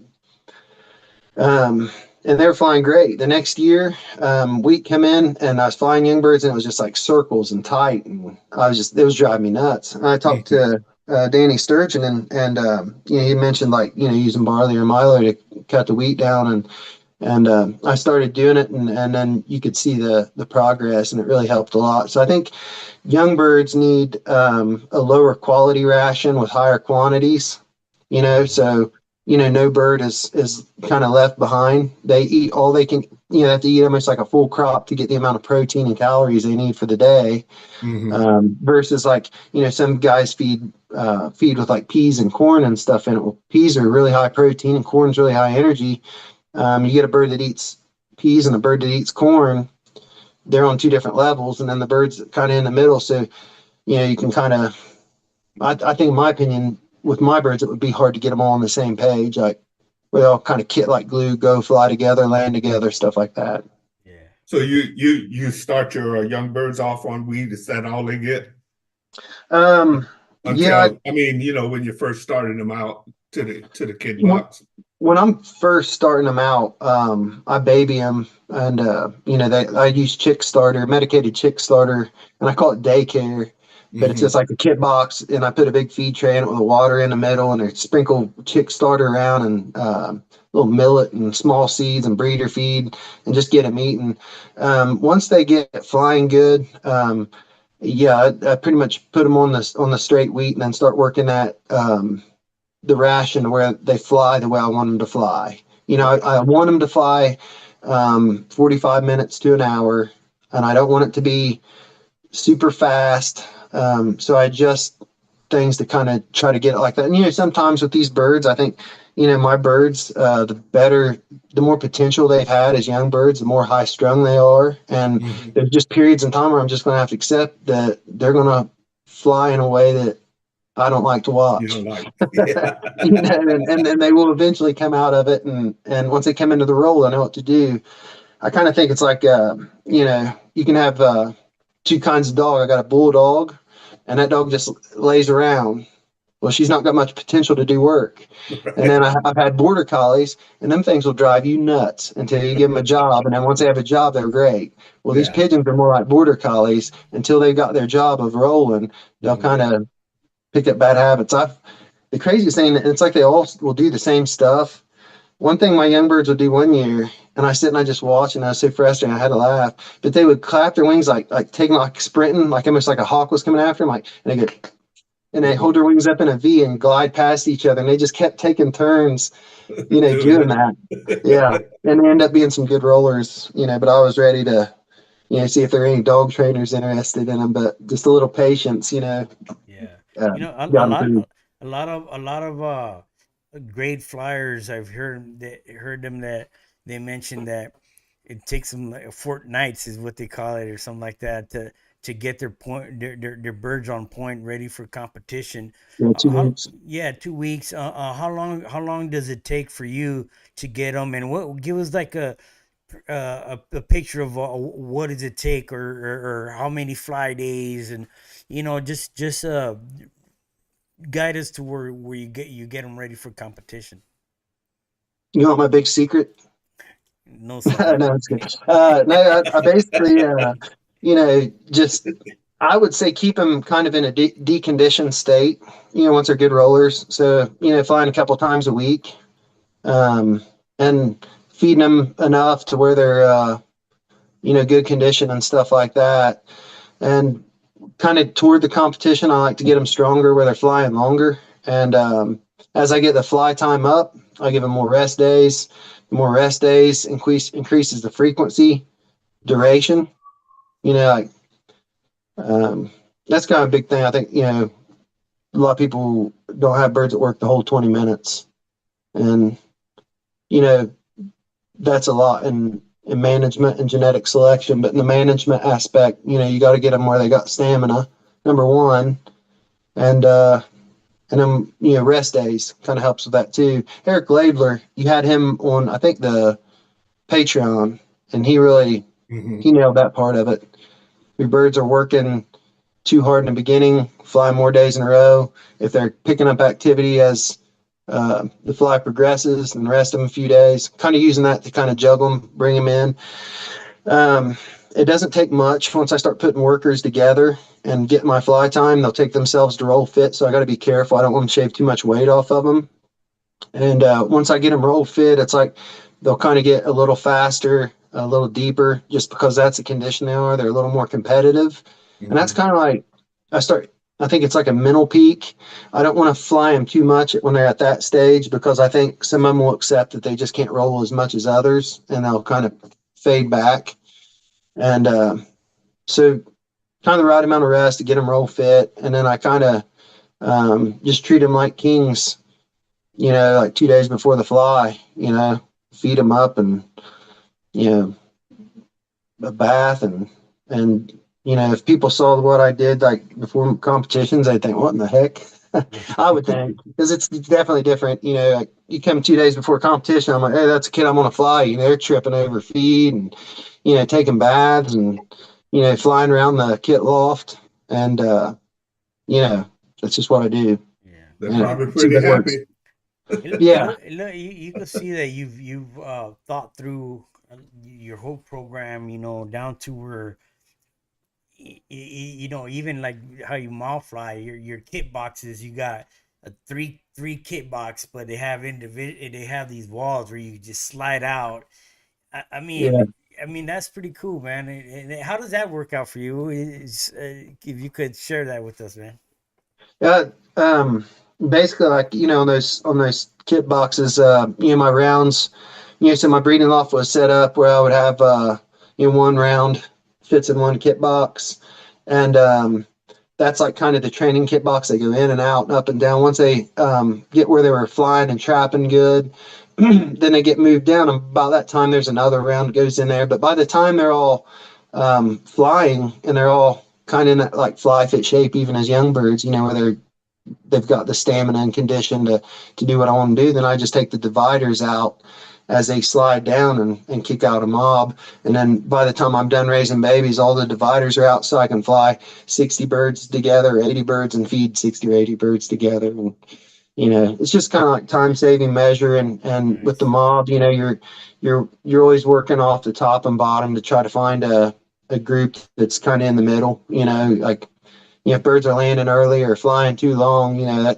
they're probably not going to really get have what you're trying to shoot for. And I don't put up like birds landing in trees and stuff like that. So I'm always flying a big group, and anything that's not right in that kit, if they don't figure stuff out and get in there, then they're not going to stick around too awful long. Yeah.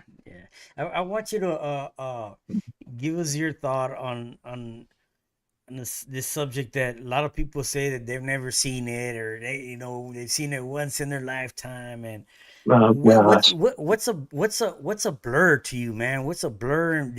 I mean, what I want you to describe it in your words, so that people could have a visualize it in their mind, or if they haven't seen it. What do you call blur? I mean, it's just obviously when something's moving fast enough where the vision blurs. And I mean, there's definitely a point in rollers where it can be smooth, and but there's no blur there, and it can be really nice roll. And then there's a point where they go, you know, faster, and it's just a blur, like the black white flight would turn like gray. It's simple, and I think they're real. I think some people kind of take it out of context in both ways, and you could probably show a guy, someone that says they've never seen a blur. You could probably, and they're adamant that there's no such thing, you could probably show them a blur and they'd be like, that's not a blur. And then there's people like like me, and I know several really top pigeon guys, and you see birds that are just that little bit faster. And I don't know the revolutions per second, but I think it's like, probably above 10 or 11 or 12, something like that. I'm not sure about that part, but just a little faster bird. And a lot of times, to me, like, the blurs aren't really 100% the way to go, because that increases kind of a call rate. There are birds that we've had these Birmingham rollers for a long time, and I don't think a whole lot of them are built to sustain that. And if a person was shooting for all blurs, they'd probably have a lot more birds that didn't wouldn't make an A team in a year or 2 years. They just wouldn't be able to physically handle it. But there are some that I think can. But, Heck, I don't like talking about this stuff, because there's going to be someone, Yeah, no, well, will you know what? try It's to true, man. about it. It's my opinion. I'll just say it. I would even say that a blur bird doesn't blur every time. Yeah. It's out. You're definitely gonna see it within your kid of birds, that you're gonna say that bird On occasion. There's no way that bird could even go faster than what it's going right now, because it's just balling up, coming down compared to all the way.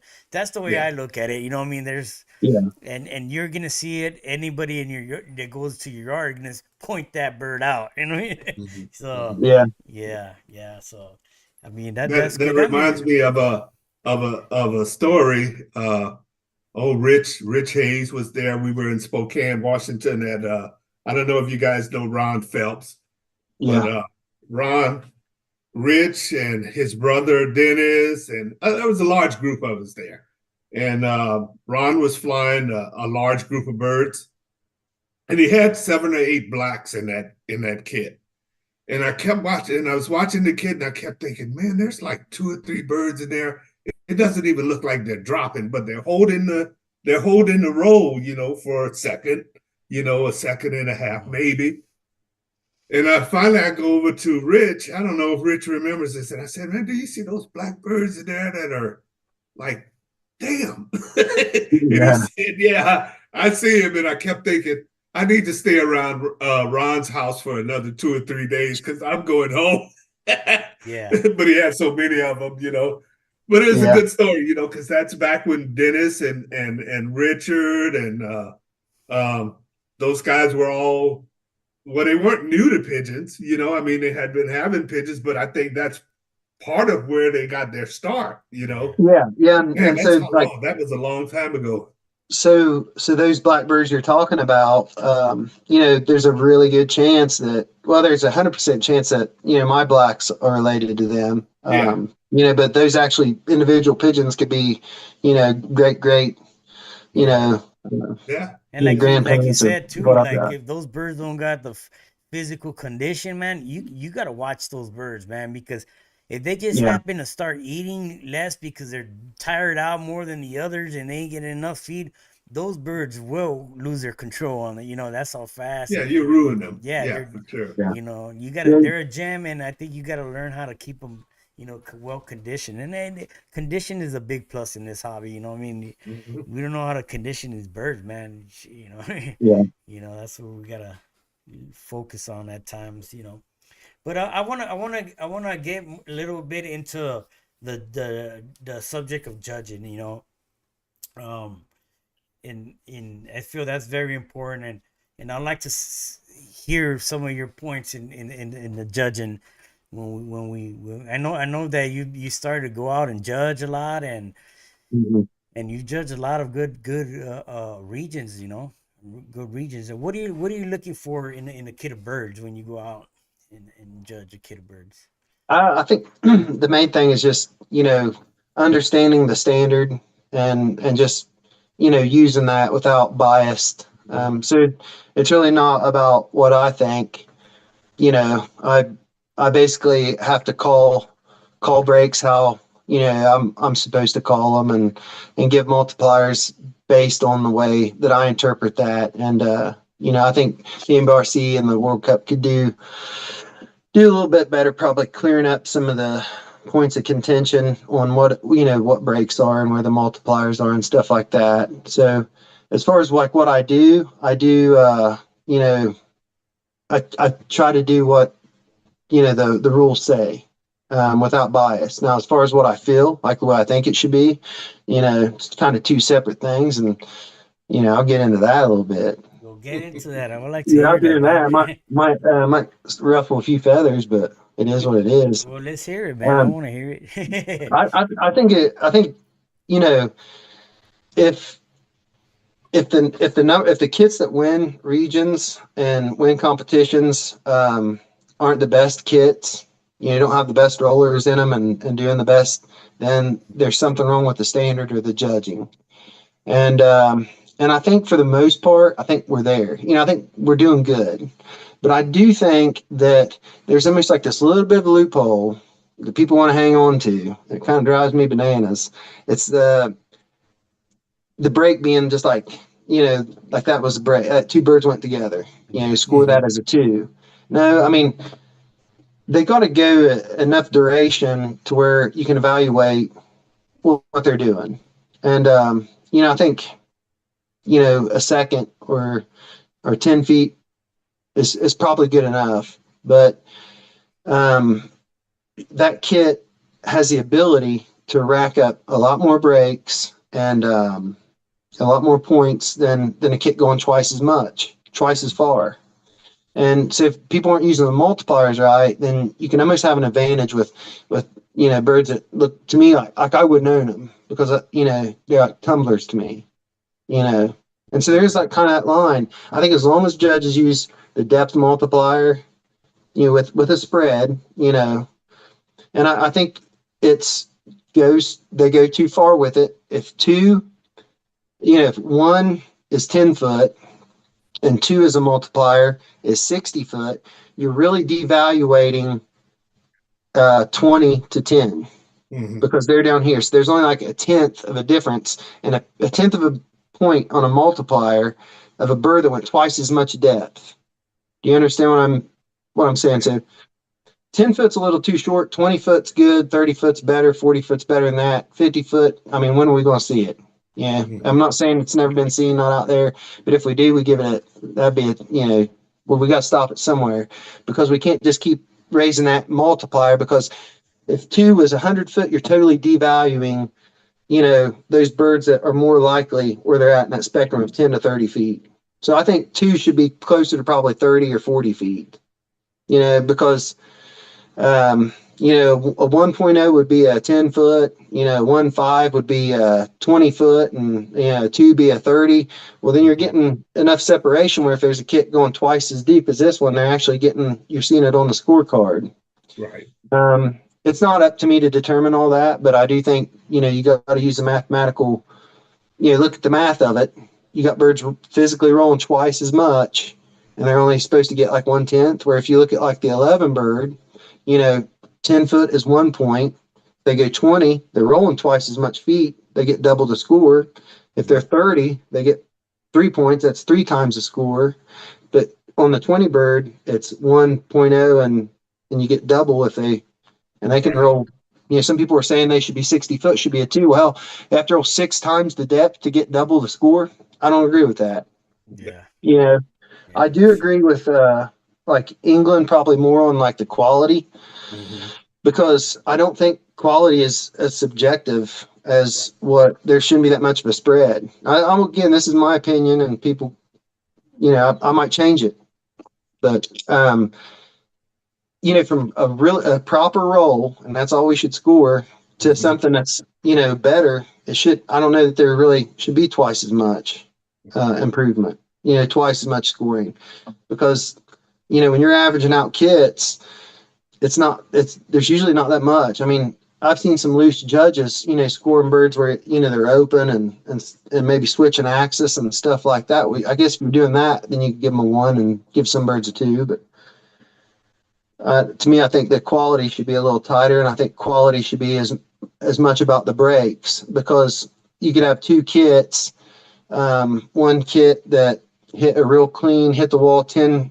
bird break once a minute, and then you have another kit that's a little chaotic, but they're hitting a 10 bird break once a minute. To me, if you score what the for us, like, we're scoring what the quality of the roll is. Well, to me, the better kit would be the one that was really clean and hit the wall break, better quality break. So, and you can see it, like, when you go watch people's birds, there's what it's supposed to be like, and then there's like, it's kind of a little bit muddy water, Right. and there's no difference on that, but the one break has a lot more quality. So I have to agree with England in that point, that it should probably be figured out that way. Winning 20 bird competitions shouldn't be just putting 20 birds up there that are just constantly going bananas. It should be well orchestrated, clean breaks. Yeah, and by that, you could see the actual birds that went the trail right behind, climbing up. It's just so easy to understand which, to like George Mason said, if they're deep enough from start to end, you're easy to evaluate them. You know what I'm saying? Yeah, and ultimately, whatever we, however we make this scoring system, whatever wins is what people are going to be kind of breeding after. So the kits that win today are essentially going to be the kits of the future. So if we can kind of clean the rules up to where, what we want to see has a definitive advantage if scored by judges that score the standard, then we'll start seeing better kits. But I think there's kind of a little bit of right now, and I'm not saying it's a big problem, because I think if you look at the best kits, like the number ones, they've got it all. They've got the depth, the clean breaking, the quality, all of it. But it's like in the regionals where everybody's basically, like, when we fly in regionals, a lot of times it's no one has it 100% together, and it's who has it a little bit more ahead of the other guys. There's always somewhere area even the winner can improve, but we need to make it where probably, I think a point of contention will be like holding the depth long enough to evaluate the break. I mean, there's got to be more of an advantage on that probably, and that would move. If those kits started winning, then more people would breed that way. But right now, I think I've seen guys that have really good records in kit competition in 20 birds, and their kits are like 15 feet. And no, they've not won national championships or World Cups, but the scoring maybe could be set up a way where to motivate them to have deeper birds and do better in a way. What about when it comes to judging, like, just say a break, they just say you got your 20 birds, they hit that wall, 5 come down, then you have a delay, and boom, another 5 or 7, 8 come down. Now, would you score both individual breaks, or would it be that first break, it was a teamwork within the 20 bird, they went, those are the ones that are going to get scored, and not until they get back and break again is when they're going to get scored again? Just off the rules of the MBRC, I'd like to see it more clarified. But I've talked to some guys, and the way I see it, basically, it's not my job as a judge to really work real hard to decipher what I see, but I do have to record what's going on in front of me. So I've got this thing that's called peripheral vision, and I think some judges don't have it. So okay, see my hands right here? Like, I can see both hands at the same time. Like, when a kit's up there, I can see, the 2 levels. So if I see it that 10 birds broke out of a kit, and I'm watching, and I can keep eye on peripheral, and I can determine wing switches and everything come out, and I call that, and they're going back to the kit, and 5 go, and it's organized, everything's meeting up, and it's all meeting the rules. Yeah, that's 10 went, then 5 went. Mm-hmm. There's more of an issue to that too that goes back to the depth.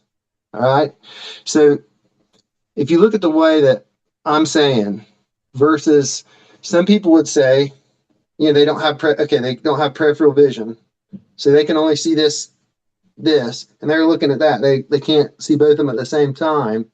Well, then they're not going to score. So if this 10 goes, and these birds are, say they're 50 footers, and they got a long way to come, and then 5 more go, well, they're not going to score that 5. All right, and there's 2 breaks within, let's say, a second. Now, those people that don't have peripheral vision, 10 go, they never really leave the kit. Well, they're automatically in the kit. So 5 go consecutively, right, that same time frame. Well, then they're admittedly scoring a 10 and a 5 bird break within a second just because that kit's shorter. We shouldn't put those deeper birds at any more of a disadvantage than they already are. Mm-hmm. So, I think, I'm not gonna watch birds here and then see 10 go and not look at it and look away and call birds before they come out clean. I mean, I'm gonna have to see everything, and it's up for that kit to be the right height and to be doing it for me to call it. I'm estimating what I see, but I'm not assuming anything. Okay, yeah. That kind of answers the question where some guys say there's no way you could see both at the same time, and I don't think that's. Man, I think you can. Yeah. Like we talked about England a little bit on how the way they determine stuff, but Dave Mosley had a different thought about that. He said that it's a team competition, a kit competition. So when they kit and they break, the ones that break first, they went within the team. Now, this is no longer a full team. This is not considered a team when, let's just say, 8 birds went and then 5 more. It's no longer a team. They need to get back and create the team. It's a kit competition. Then when the kit is together, they break again and you count what went as a team. This is not 2 teams, So he looked at it that way. So that's why he says he won't count that second break till they get together as a team. You know what I'm saying? And that made sense to me, Yeah, I can see that. I mean, I definitely got to respect those guys. I mean, but like our rules in the NBRC 20 bird, to me they're different. And if they come to me and they said if they clarified what it was and that's the way it was, that's the way I do it, and that's what I breed for. But to me, I think that's just to me, if you're that level of being a hard ass, it almost takes the fun out of the hobby. Because you're wanting animals to just somehow perfect thing. And if they do that, that's great. We got to have those kits win, but I mean, also, to sit like there, you said, Gabe, like you said, the rules are the way our rules are set up. That group of birds is still a kit. That first group of birds broke out. Yeah. They're going back to the kit, making their way directly back to the kit. They're still a team based on our rules. That's how our rules work. Yeah. And that's kind of what you have to judge by. Right. And, and two, I think, if anybody that's making the rules one way or the other, like toward Dave Mosley's way, you would have to see how, okay, well, if that's the rules, I guess I'm going to have a bunch of 15-foot pigeons because they never leave the kit. They're always in contention to score a break, correct? Mm-hmm. Versus 50-footers, they're way down here. It's going to take them longer to get to the kit. So, I mean, you've got all this travel time. So if they're constantly, their birds hitting breaks, well, then there's constantly time that there could be bigger groups or cleaner breaks of pigeons rolling, that wouldn't be in contention to score. And like I said, I'm fine with however they write the rules. I'm going to breed toward the standard and select for it. So however they want to make it. But I look at I can't speak for England. They definitely got their stuff together over there. I really like I respect those guys and their contributions to the hobby, but you come to America and there are like 520 bird kits entered in this fall fly, and I'd say 490 of them, probably wouldn't score a break if, it had to be like this perfect thing. And how much fun is that? That's not going to make the hobby better. Yeah. I think there's got to be, like, I'm not saying we make it where it's, anybody can win or whatever. Everybody gets a trophy. That's not what I'm saying. The best kit, the cream of the crop, Brian McCormick, he wins because he's got those clean breaks and the depth and everything. But we can't have all these other guys like, they're just getting started with pigeons or had pigeons for several years and not having a good year, like, 0, 0, 0. And, I watched your All England fly with Dave Judge and I mean, Yeah, well, I don't know. like you said earlier too, like if we're looking into scoring more birds that are, let's just say they're scoring and they're more shallow birds, people are gonna want to go towards that They'll way. cultivate to that. Yeah, they cultivate to what wins. Well, the way that England looks at it is like if they give that opportunity to where more people are wanting to go that way, they're losing more of a all around quality pigeon. So that's why they're more strict with the way they judge, because you might not go around and see all these kids that have these fast deep birds that you could evaluate, but the ones you see, you see it, but you see more of that over there now because they're sharing these birds and sharing these birds. Yeah. And there's like 500 flyers in an area the size of Illinois. Yeah, and they have the same bird, so they keep it to that point to where they won't deteriorate what they call as an all around quality pigeon. Yeah. I want to touch on that a little bit because there is a point where I do disagree. So if you basically, if the best kit wins, that's what people are going to cultivate toward. And I don't think you're going to stifle people's production into the hobby by letting other people be on the board. So if I went around and I judged the national fly, I was the finals judge, and I handed out of 520 bird kits, if I handed out 475 zeros, okay, but then I scored Brian McCormick 200 points, and then guys underneath of that, said Kevin Monroe and Rick Me and some of that, and Thor, and then everybody else got zeros, and I scored them like that. How is that any better? I mean,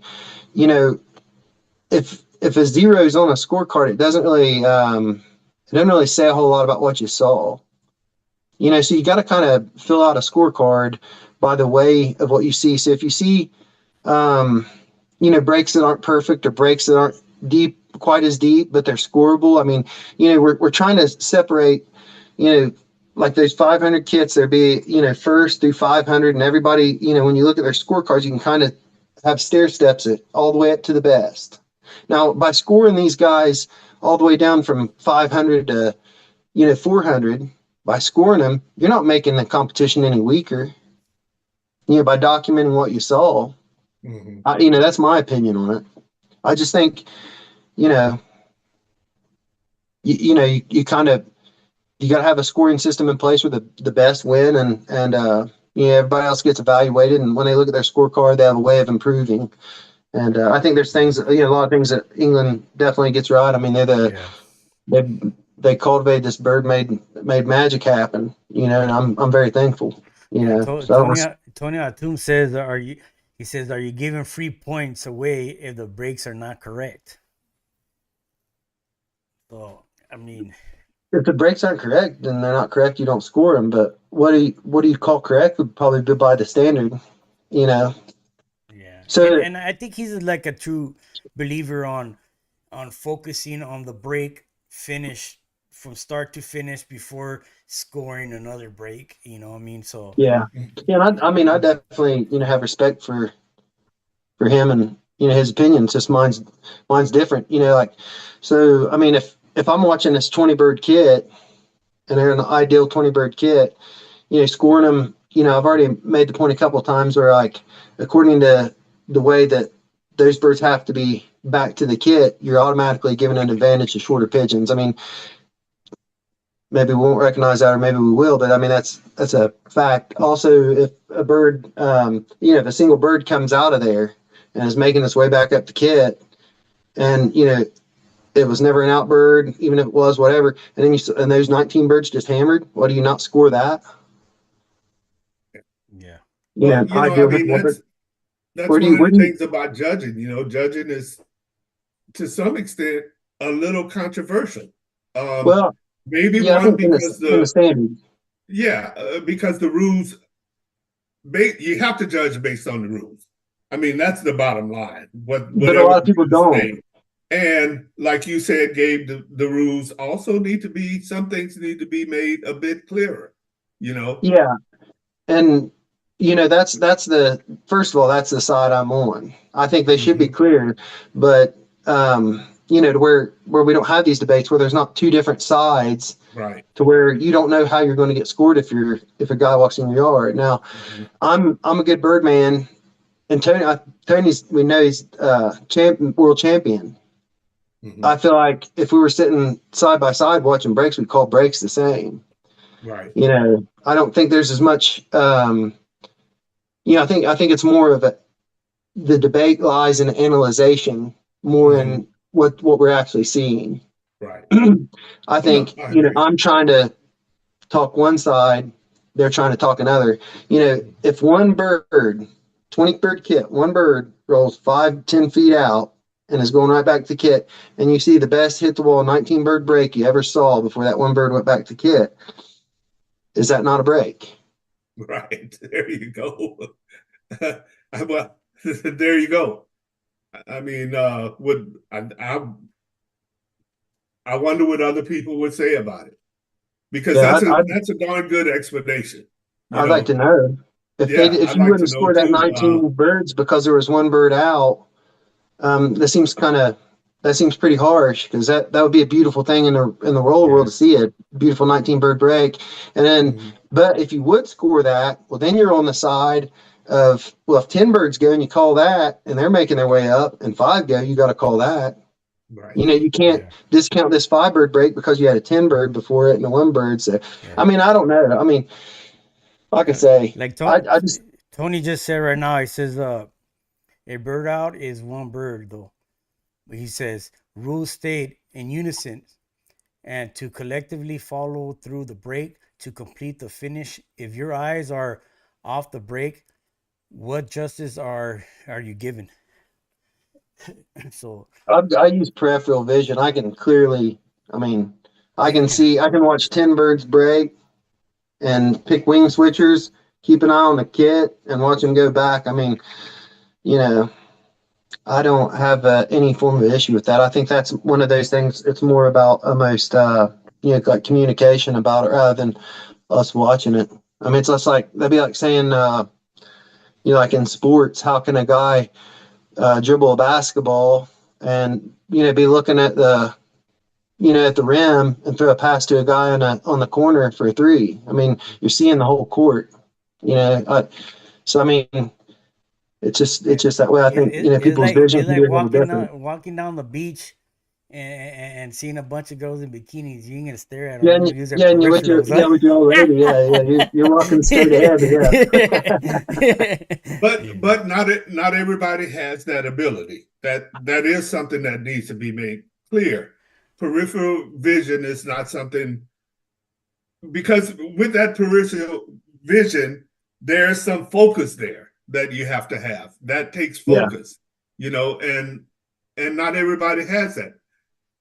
Plus, let's also add that back to the rules, whatever the rules say, that's what you have to do. So, I mean, we could debate this all day. Yeah. And there's other things too that we could debate. But like you said, Gabe, if you and Tony were sitting in the yard looking at the same kit, you probably would agree, 99% on what you're seeing. you know. Yeah. Yeah, and So I mean he's got I mean he's such a point where I mean like over the World Cup and stuff. I mean, I'm just old peon, so I mean whatever he says goes. But Yeah. let's make it in the rule books and select bot. I mean I'm gonna put up kits based off the standard, and that's how I'm gonna select and everything. And I at this point I see. I mean I obviously have my opinion, but I'm gonna play the game how the rules say. And so Yeah. that's what I'm And, gonna do. and And that's what and Rick Shaney says right now. You tell him, Dave, you must always follow the rules that are written. Absolutely. The old Northwest International only allowed half turns or better. 90% of the scores were zeros. Yeah, and that's not good because there were probably of all those guys that got zeros, there were people that were better and people that were farther behind, and you have nothing. And that's what I'm saying. Like if you get real hard about what scores and what doesn't, you're going to have a bunch of zeros, and then you look at like all these guys in the region, like, well, how do we even get there from here? But if there's a mathematical like evaluation where they can look at it and say, okay, this is better, this is how I need to improve, you can kind of start making progress. And I think that's where we need to stay.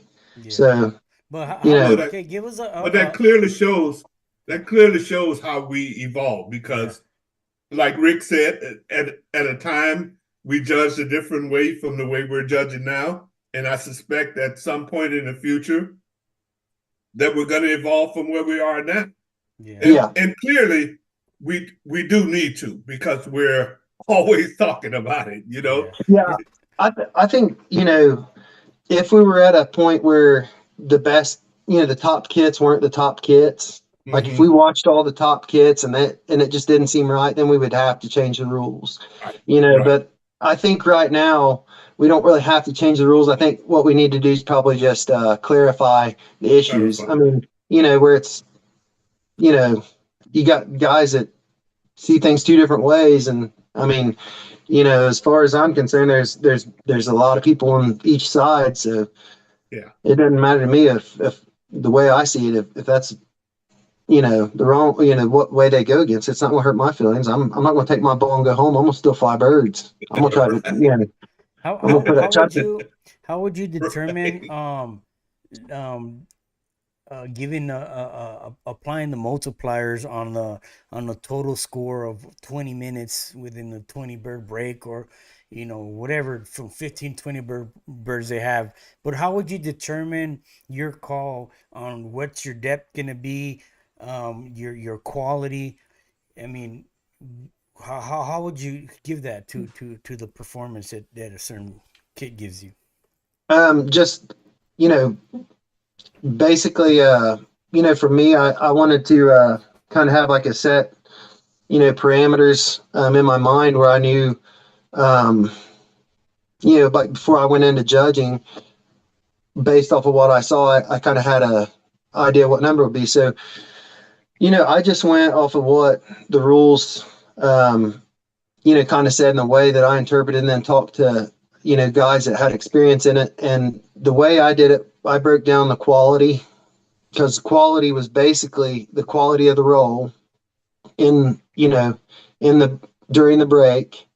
And to me, I put a 1 through 5, and this might be confusing, on velocity, and then 1 through 5 on wing placement.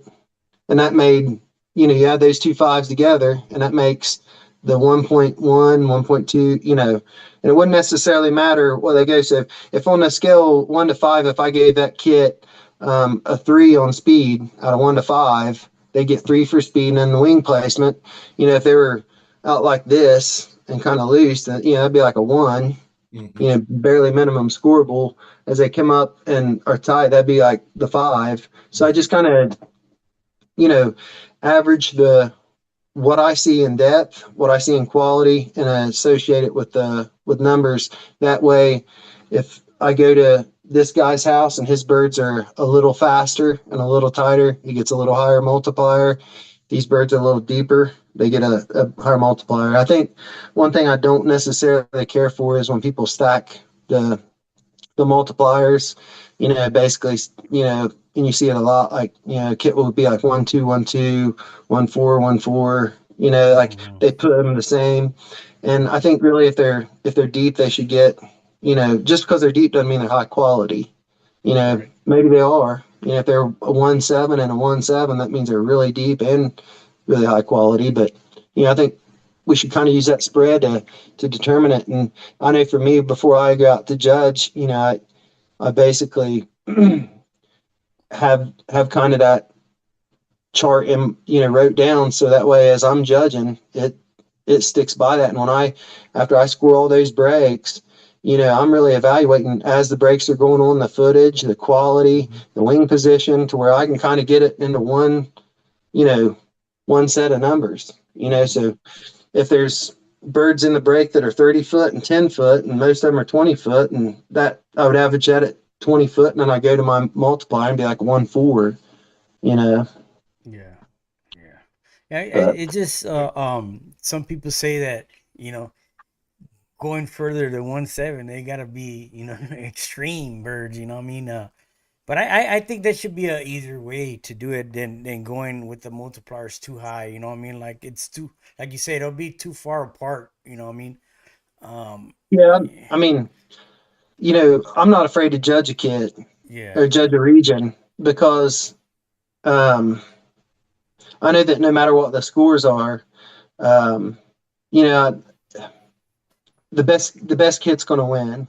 And I'm going to be honest with what I see, and place to place, I'm going to start from the same point, and I'm going to do the best I can do.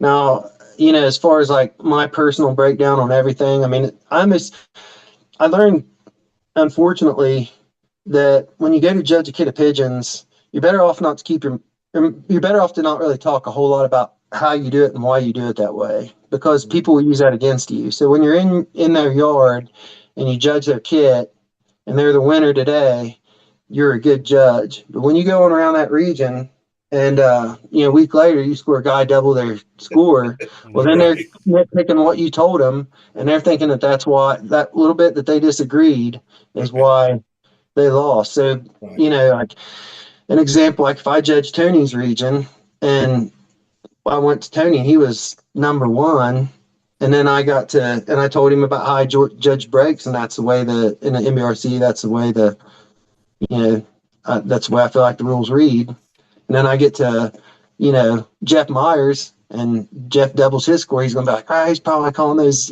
breaks. I'm not saying he would, but that would be like an example of, how sometimes when you talk a little bit, people can take something they disagree with and make that into the thing. When the reality is, if a person was in every person's yard that you were in, you would see how everything lined out and how the better kit won. And that's what I feel like, on our finals judges, especially, I mean, you can't criticize and go out on Facebook and say anything negative about what they called or how they did it until you were in every yard with them. Right. Yeah. Just take their word for it and go with it. If you didn't work out the way you want it to, just take your lickings like a man. I mean, I talk to Steve Rose all the time, like, he'll hear me vent a little bit, but I mean, as far as like going on Facebook and me talking about, somebody, I'm not going to do that. Yeah. I don't think that's right. People volunteer a lot to us, Yeah. I like to see it a little bit more easier to understand, like the multipliers for example, you could only go to a 3, like a 1.1, 1.2, 1.3. 1 is fair, 2 is good, 3 is excellent, and that'll determine it more, narrow it down, and more to where it's more like everybody is judging almost the same. You'll know an extreme kit versus a good kit versus a fair kit. Yeah. You know what I'm saying? Yeah, because that is reality. I mean, ultimately, you go around and watch a bunch of kits, like on like especially 20 bird. There's short, medium, and deep. Mm-hmm. Yeah. And that's really all there is to it. That'll be more understanding. Like more fair to people. But maybe one day, you never know. Yeah. But it's good. Awesome, good. And what else you got from Ray before we wrap things up here. I mean, I got a whole list. We could go forever, man, but we're over 2 hours already. No, I have to be honest. I mean, it's been a great interview for me to sit here and talk to Gabe. I haven't seen him since the convention, and Yeah. every once in a while I send him a text here and there, Yeah. but I'm short on text, Gabe's short on text, we're on the move until we start talking deep Yeah. about pigeons. So, Yeah. And you know what? so I know you've got two championship titles on your name, and you know future master flyer. I'm looking at you going all the way or past lifetime achievement. And What you're doing in your region, bringing the region back up. Helping guys out. Sharing your knowledge. That's, to me, someone that's promoting a hobby like that, and going forward and bringing other people along, man. That's future Hall of Famer in my eyes. Um, what do go too you far, Jerry. what are you looking? What do you what's the future looking like for Gabe Glenn, man? You know, I just I enjoy this hobby. For what it was like from the time I was a kid.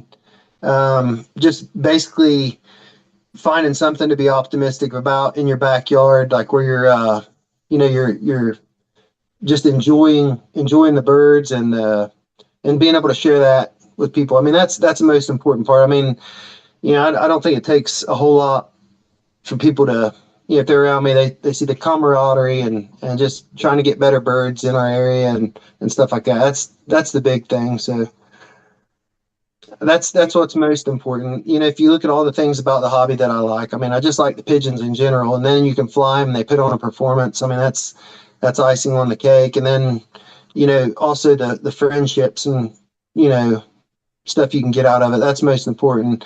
I mean, honest, to me, the thing that I'm not saying I don't like it, but my least favorite of the hobby is definitely like competition. I get anxiety, nervous, can't hardly sleep, stuff like that. And I just like, man, why am I doing this? But, so, I mean, I'm not going to force myself to be out of my comfort zone and fly birds like forever. But I do like the camaraderie that the hobby has. And so, I won the 11 bird and I didn't want to kind of get lost in, like kind of chasing after the 20 and just end up becoming irrelevant. I kind of wanted to show myself that I could, do good in the 11 bird again.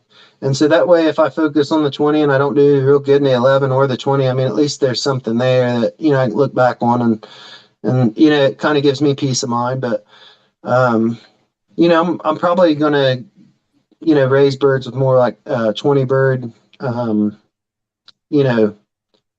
cultivation in my, program going forward. But that's the back burner. The big thing's just enjoying the hobby, sharing it. I enjoy new guys getting in, messaging me, asking questions. I enjoy helping them. Because I really enjoyed when people helped me, and I was very blessed with a lot of people from the time I was a kid, like Brian Medall, Brett McCormick, John, would take me everywhere, Roy Thayer, John Bender, like there was always people there helping me, and so it's more important for me to probably pay that forward, and right. I get more. That's where satisfaction's at. I mean, it does help.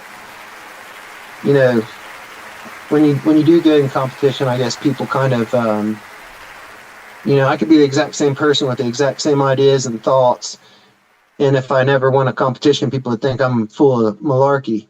But I do good in a couple competitions, and so there is some weight to what I say. So I guess there's some good in that, but that's about it.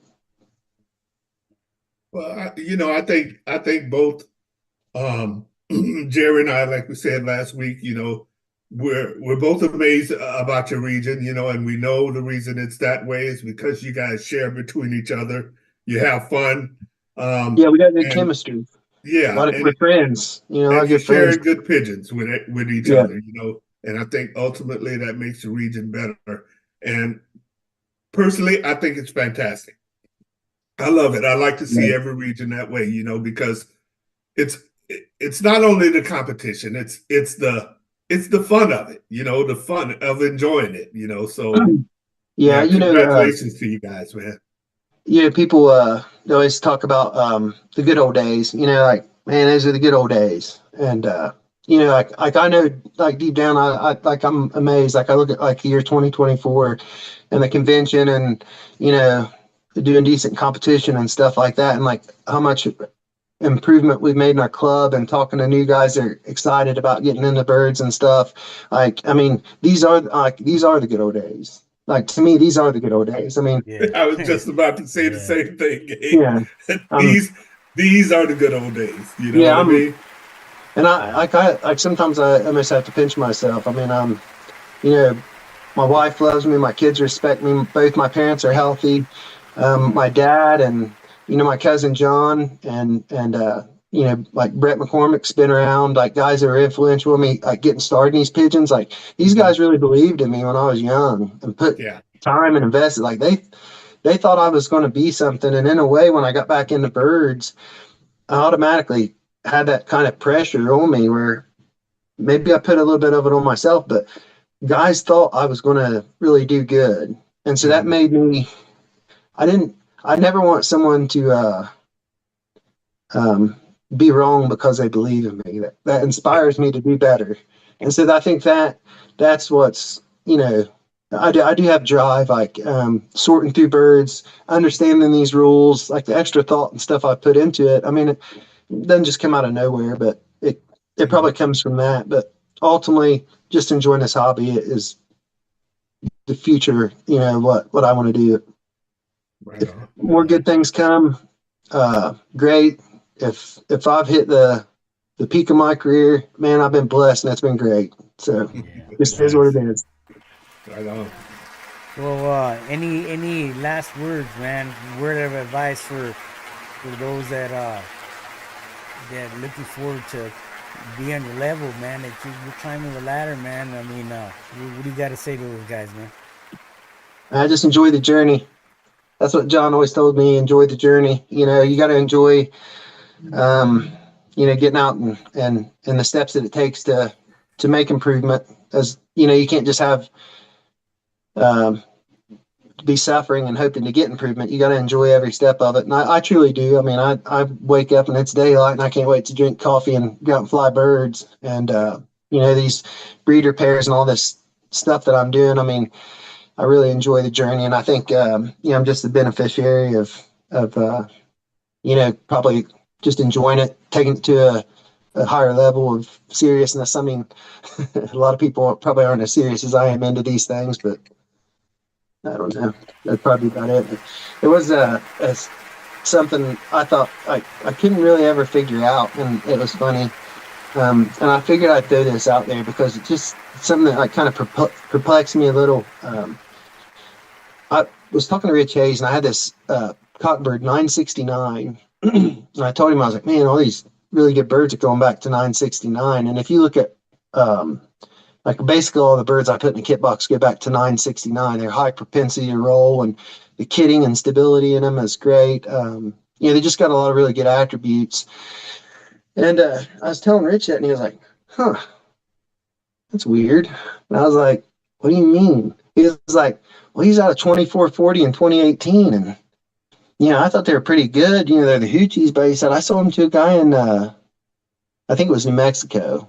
And then he said the guy called him like a couple years later and told him, was like, man, these birds you sold me, they're no good.